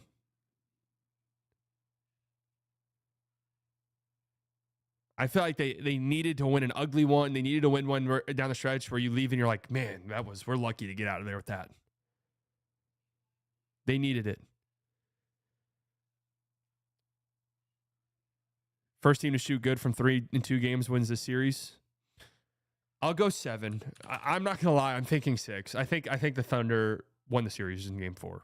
Just truth be told. But I'm gonna go OKC in 6 or 7.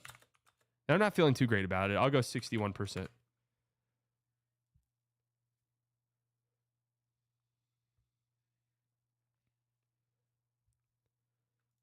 Warriors versus Minnesota. I mean, this series has unfortunately turned into just like kind of a shitty ass series. After game 4, Minnesota in 5. Close it out at home, 99%. Just kind of sucks that this series. Yeah, and that's what's crazy in 8 games is Minnesota has just like, talk about falling forwards. Minnesota has just kind of like stumbled their way, and Anthony Edwards having that great second half last night. Hopefully, is a sign of things to come. But they really have not looked impressive at all in this series. Like they have not looked good. They probably will win this series in 5 games, and it's going to feel like What has shown you outside of game 2 that OKC has been the better team this series to give you that much confidence? Defensively, they're just fucking incredible. Like, they've done such a great job defensively.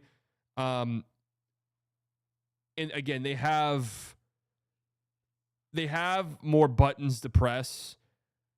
And this is why I've seen this take going around that this proves that depth doesn't actually matter, which I think is just 3 of the 4 teams that will probably make the conference finals are all incredibly deep.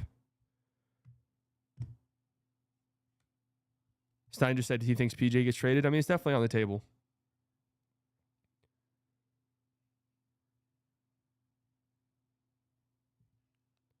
Jokic is just missing 2, though. No, they've made Jokic's life incredibly hard. But I'm interested to see what they do with Dort because Caruso starting and playing is in closing over Dort is the answer. Like, that's the answer. And they have those things they can go to. Like, Cason Wallace closes out game 4, basically. They have those answers they can go to.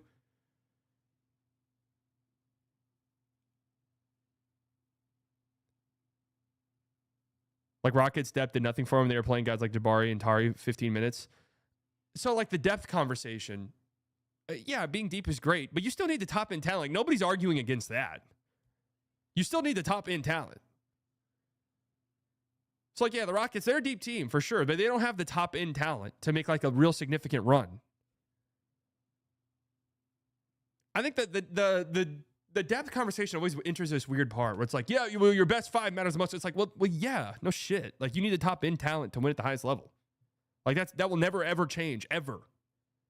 But you still need depth. You still need buttons that you can press and levers that you can pull. Wallace Wiggins did really good last game, which is what you need. Yeah, and again, I think their defense has been incredible, and I don't think they've shot well. And you could say the Nuggets haven't shot well either, and the Nuggets have done a great job in this series.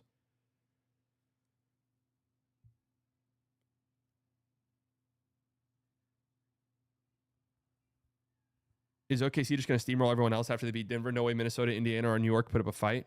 I mean, you never know, dude. First and foremost, let's not count out the Devil Magic postseason Pacers, okay? I actually think the Pacers could win the NBA Finals. Like, I straight up think the Pacers could win the NBA Finals. Well, the shot quality, if you want to go into that metric is stupid because it's just like, you know, it's better over an 82-game sample size. We've talked about this. But the Thunder shot quality has been much better.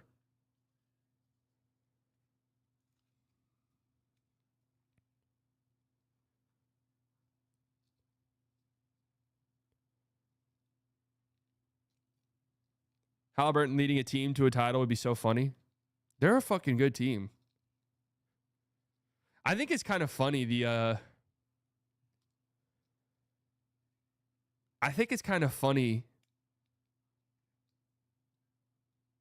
the talks about the Mavs, that how the Mavs can win, which I agree. They could have. I'm going to be real. Like, the Pacers were going to beat the Mavericks. Like, the Mavericks cannot beat the Pacers in their old form. They couldn't do it. They could not do it.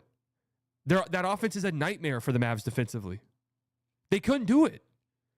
The way that the pace that they play with, the way that they stretch the floor. I'm being dead ass serious. They couldn't do it.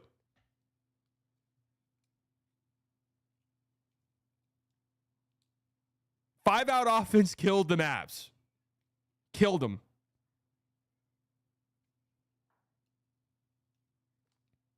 Have no one to guard Miles. Well, also, too, is like part of what last year was, and yeah, the Mavs got lucky with some of their matchups because they always played a team where they could help off one and two guys at a time. They helped off Dort. Dort didn't shoot well, and then they just closed out really, really hard on him and forced him to put the ball on the ground. They helped off Chet. Chet was god-awful from three. Giddey was unplayable in that series. Am I missing anybody?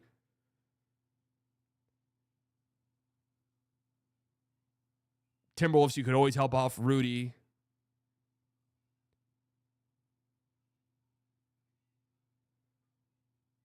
Clippers, you could always help off of Russ. Yeah, they helped off Cat, exactly. Cree with the 5. Can we acknowledge Dumont was right when he said this trade was for the future? Man, just forgot it was supposed to keep it quiet.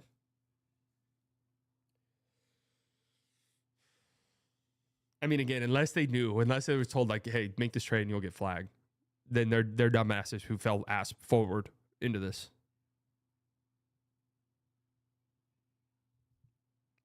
But yes, a team that just spaces the floor and everyone can shoot.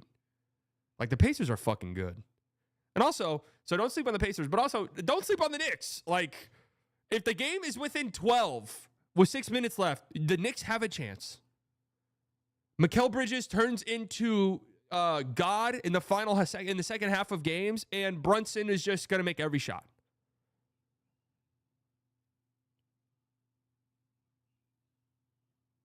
So I wouldn't, count them out. If the Timberwolves look like how they've looked recently, they'll get steamrolled. They'll get steamrolled by whoever they play. Thunder or Nuggets, I'll tell you that much.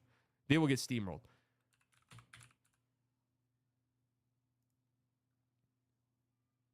And the other thing, too, is Mikal's going to talk shit after every single thing that he does. Like, draw a foul, he's screaming. Get a rebound, he's screaming. Talk shit. Or make a mid-range bucket, he's screaming.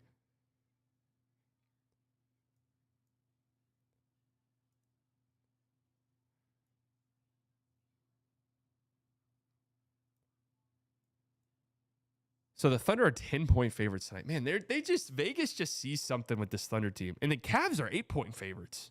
Damn.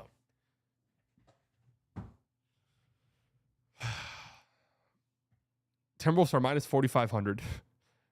Thunder are minus 620 in a tied 2-2 series.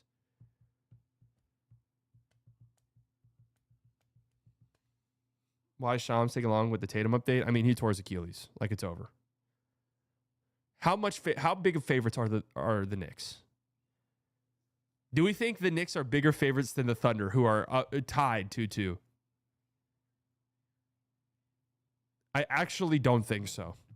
I think the Thunder, who are again 2-2, have better odds. That would be my guess.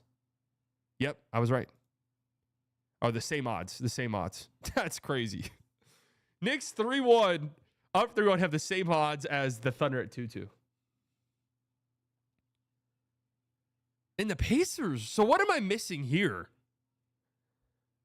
What am I missing here? This series is 3-1, correct?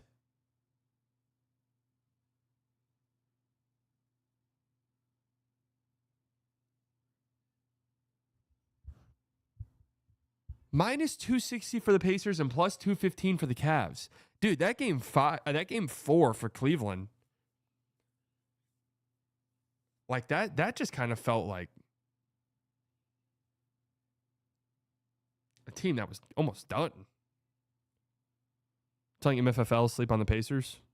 What's crazy is I actually don't think Mavs fans sleep on the Pacers because the Pacers always destroy the Mavs. So if anyone knows how good the Pacers are, it's the Mavs fans. Maybe there's no way they play worse in game 4 situation. Yeah, maybe they're getting ahead of this. Maybe they think we think the Cavs are going to win game 5. And we don't want we don't want to give too good of odds here.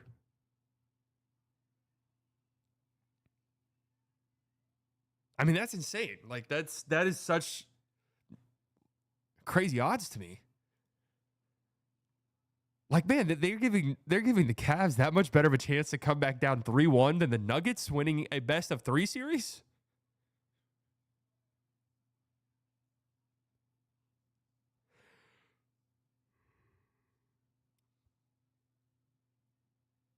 Damn. All right. This was a long ass stream. Fuck. All right. I fucked up. Why am I the way that I am? If you're listening to this on Spotify, leave a 5-star review. I love you. Like, seriously, why am I the way that I am?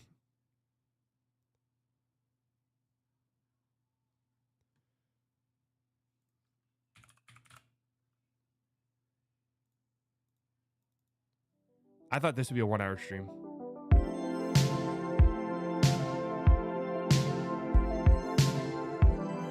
In my mind, this is a 1-hour stream. All right, thank you all for coming out. All of the OGs, you guys, I love you very much. Could spend your Tuesday morning anywhere in the world. You decided to spend it here. New subscribers, I promise you guys do not regret it. Donations, members, you guys never have to do that, but it helps me out tremendously. Makes me feel so good. Fullydelusional.shop if you want to pre-order a hat. I will have those hats hopefully in the coming weeks. It'll take a few weeks, like just full stop. But I have to get them ordered and stuff like that. So yeah. I will not be live tonight on playback as I will be going to the game. Look out for me there. I don't know. I don't know where I'm sitting. So look out for me on TV. I'll be there. And before you guys give me shit, they make you wear the shirts. So don't yell at me if I'm wearing the shirt. Okay. Need old beer chugging slightly back. No. Will you be wearing the hat? I will be wearing this hat. Yes, absolutely. Absolutely. Thank you all for coming out. Love you all. I'll talk to you all later. I hope to be live on playback tomorrow night. Love you all. Bye.